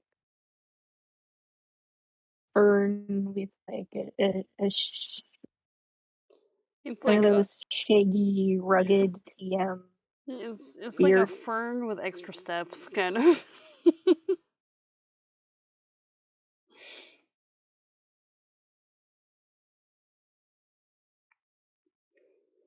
Kinda, sorta. I'm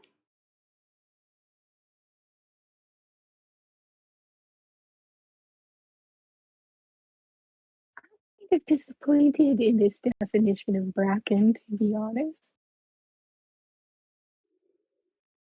It's much less interesting than the definition we came up with after reading lots and lots of fantasy with the word Bracken in. Yeah, I always thought there was like really thorny bushes and stuff. But alright. Yeah,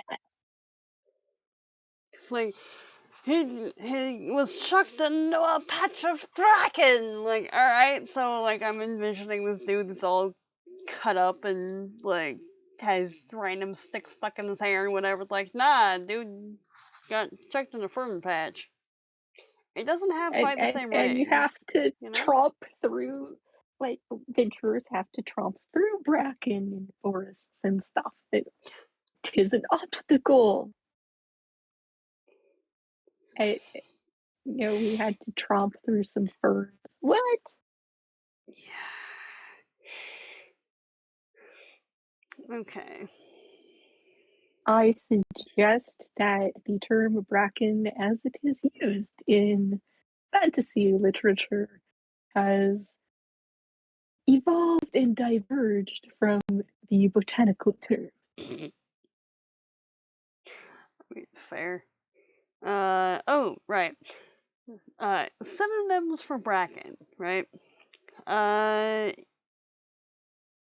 16 synonyms, antonyms, idiomatic expressions, and related words for bracken, like break, pasture break, the Paratidium aquilinum, Paratidium esculentum, gorse, bramble, sphagnum moss, grass, peat, cotton grass, and weed.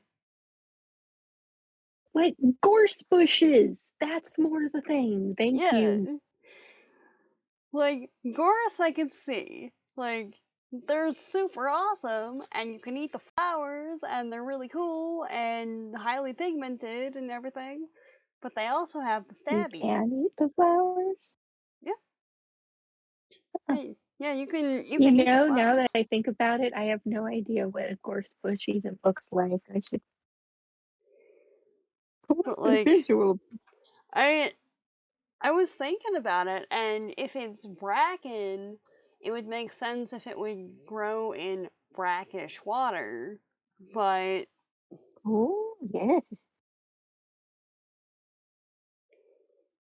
but yeah. So it's like half between seawater and freshwater. So like it's a higher salinity level than seawater or than Yeah. freshwater, but not as much as seawater. Um, and that can kind of be in marshland sometimes, depending on where stuff is. So I don't know. To the Guardian, protein from gorse bushes could feed millions of people. Hmm. The invasive prickly plant is widely cleared in Scotland and has been used as animal fodder in the past. Yeah.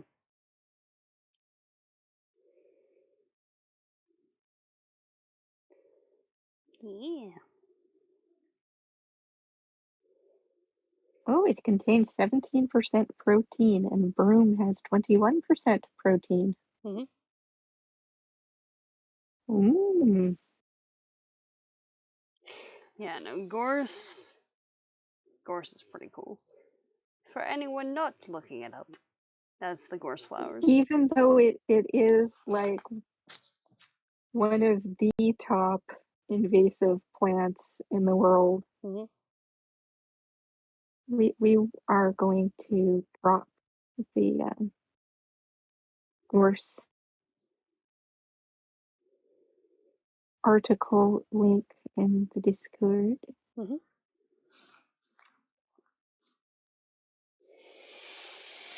Yeah, it is interesting. When I was doing the when I was doing the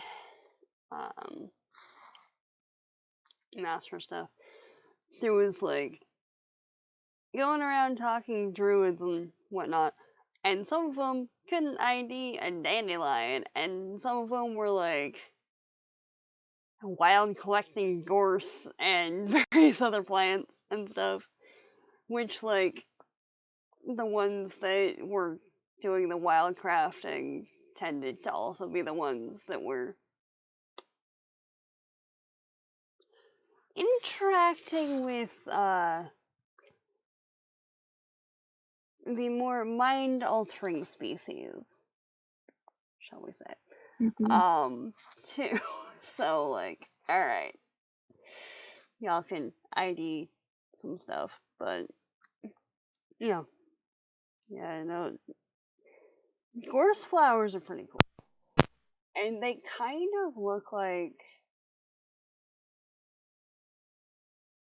They kind of look like orchids, sort of. I went quiet. Is it back?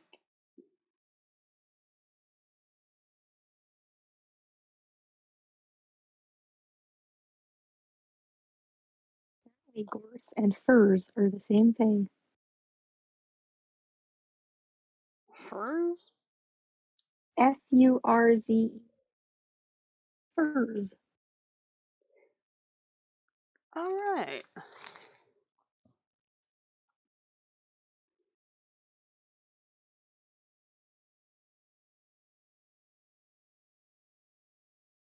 And on the Woodland Trust site about gorse, it says that a sprig of gorse is often added to the bride's wedding bouquet as a symbol of fertility. When gorse is out of bloom, you should not kiss your loved ones. It's like half the year, though. Like, I get what they're saying and all that. Like, it's a fertility thing, so therefore, if it's not blooming, then, like,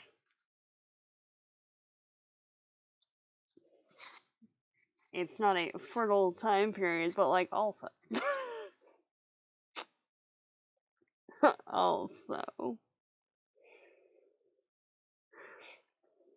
Ugh.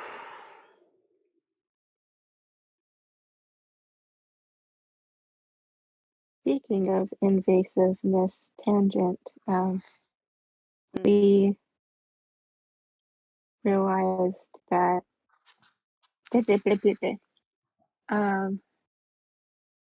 we have recognized the invasiveness of pampas grass. Basically, it's been like popping up on some of the hills where like pampas grass has been being. Mm.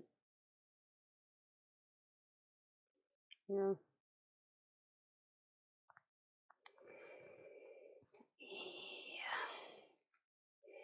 I know down here it's the Spanish mustard is the big one, or one of the big ones in all context of the phrase.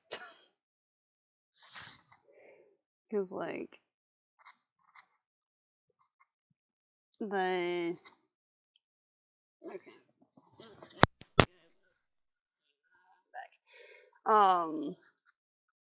the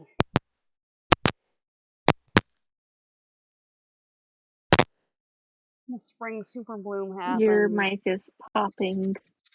Okay, I'm gonna unplug it real quick, and we'll see what happens.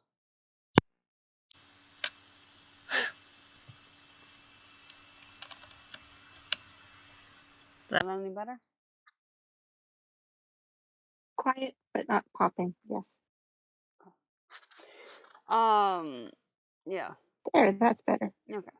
Because I know, like, around here, the um the super bloom or return of bloom or however you want to phrase it usually happens around like February ish, and like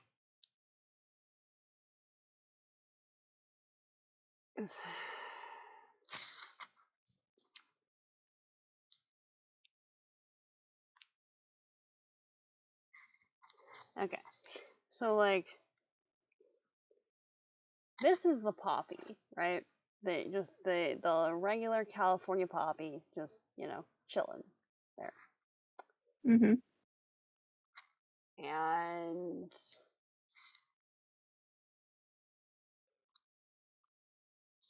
we'll say this.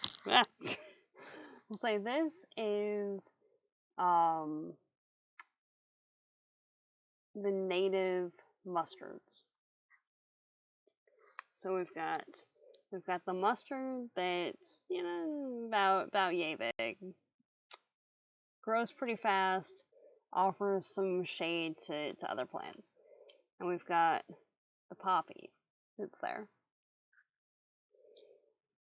and then the Spanish mustard comes in, and comparatively, we've got like a foot or two for the poppy, foot to 3 for the mustard, depending on how old it is. And then there's this guy over here that's like 6 to 9 feet tall sometimes.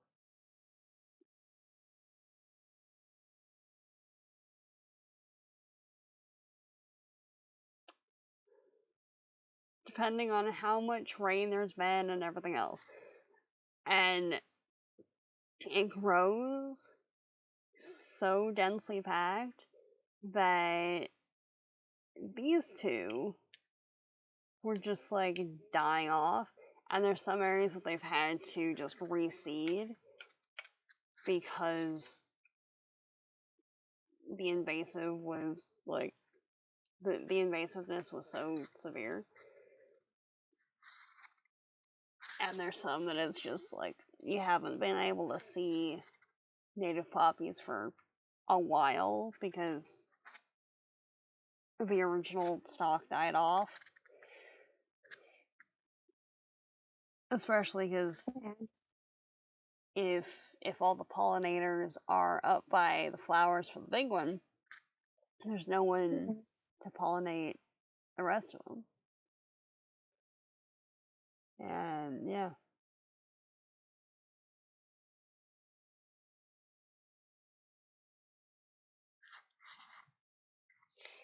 Yeah. So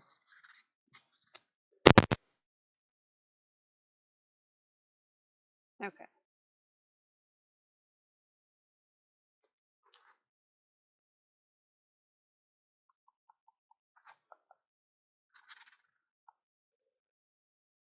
All right. You just have this grass. Besides, its leaves being really sharp and it being terrible to people with grass allergies, for people with grass allergies. Mm-hmm. Um, that it is toxic to dogs. Oh, I don't know that.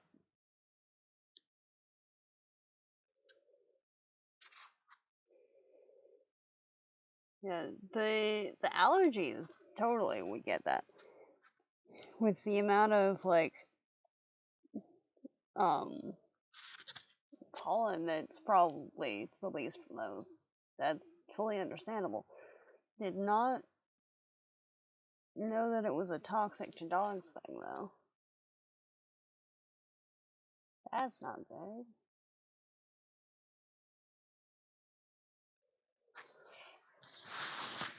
especially if it's like all over the place.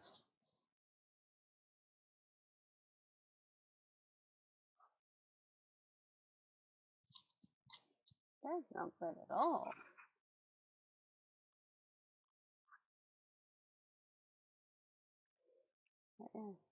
There is the wildlife conservation people, the California Department of Fish and Wildlife, suggest that you plant giant wild rye instead.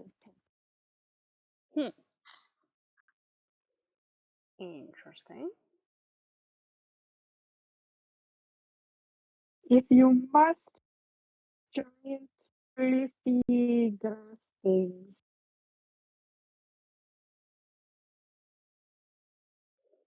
Interesting. Which they do look pretty, but at you. Oh.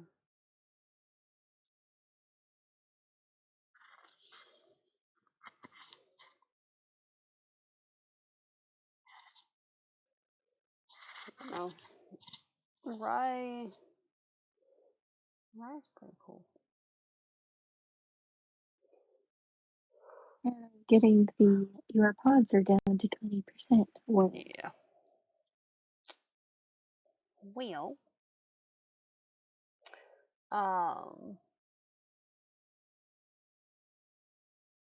with that, is there any like final thoughts or what's its and things for the book, or nah? Because I think we've it was a gone. really great book, and we enjoyed Yeah. reading it again, and thank you for reading it with us. You are entirely welcome. That was a good one. Like, it's one of those that it's very much in the vein of something that I would have been into reading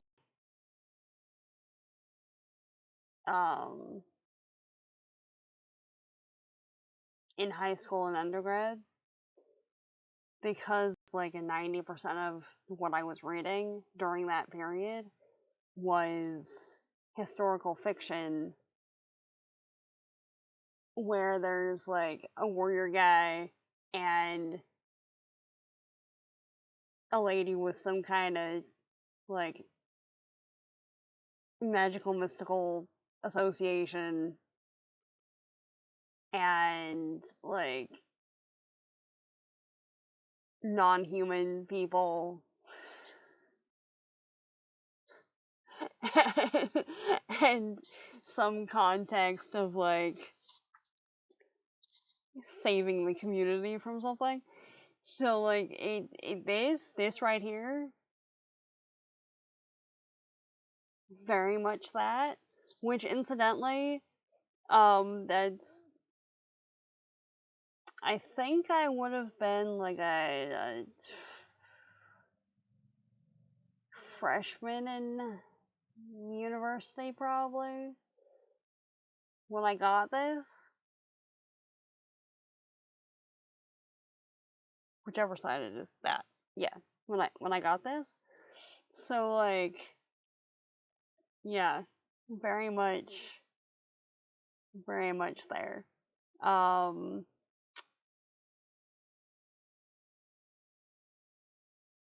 need to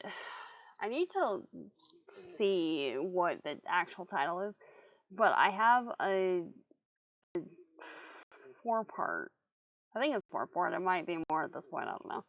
But when I was reading them, it was a 4-part. I think that follows the descendants of Merlin. Hmm. So that might be a thing of interest. I don't know. Sounds interesting. Hmm?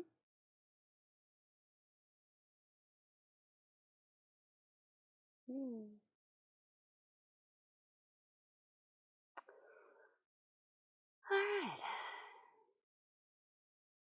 Well, thank you very much for doing a read along and a discuss and general fabulousness.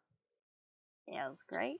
And just as a reminder for anyone who's seeing this after the fact or whatnot, the next book is going to be Robin Wall Kimmerer's Gathering Moss.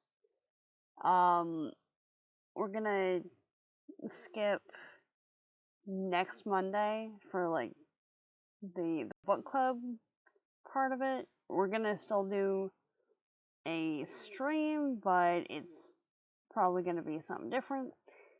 And yeah, so in 2 weeks to be starting Gathering Moss, and we'll see what's in there. If you want to see the recordings from when we went through braiding sweetgrass last year, they are on the YouTube and linked in the master post in the Discord channel. Thank you, Honeycomb. Much appreciate. And yeah, so there's that. Now, do we want to raid someone or just sign off? I don't know. That's the question. We're going to basically go to bed, so Alright. depends on what you would like to do. Yeah. Honestly, like, I think It I'm. looks like Toma is on.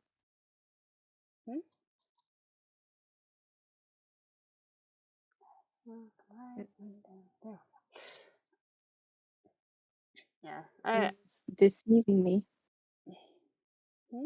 The audio kept cutting out for a second there, so I don't know if that's on this end or the other end. I don't know.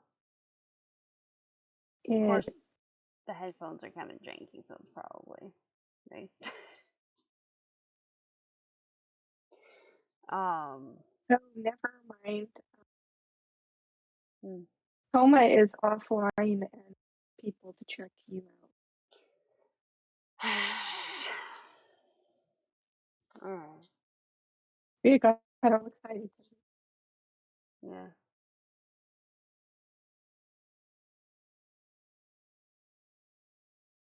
Alright.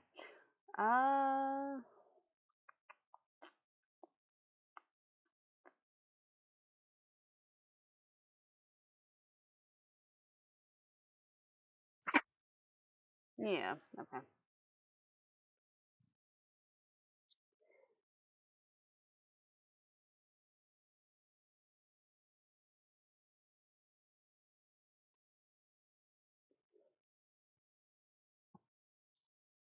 The folks over at Ram's Reef are pretty cool, so let's go visit them.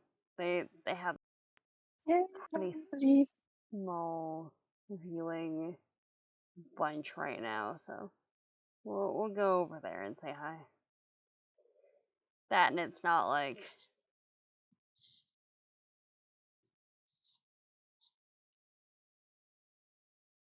heavy commitment of time and stuff too, so yeah. Thank you, Honeycomb.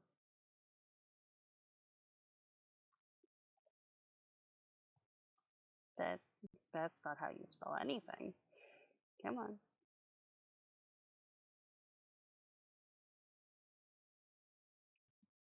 There we go.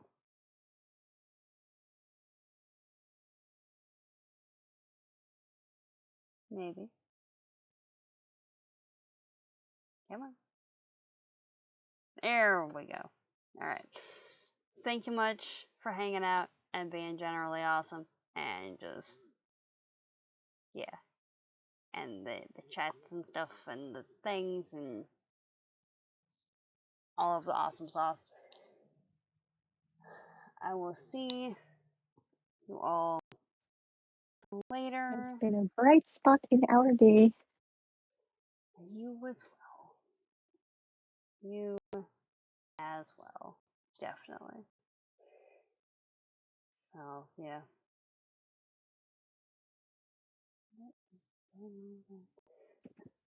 Ah! Why? Tech, why? Anyway, have a super fab rest of the day and stuff. I'm off to do food things in a second here. Until then, Enjoy it. yeah, I look forward to the food things. Yeah, so I'm gonna be popping around on the Discord and whatnot the next couple of days. There will be at least one, if not a few, videos up on YouTube. I'm drafting stuff for the next. Alright.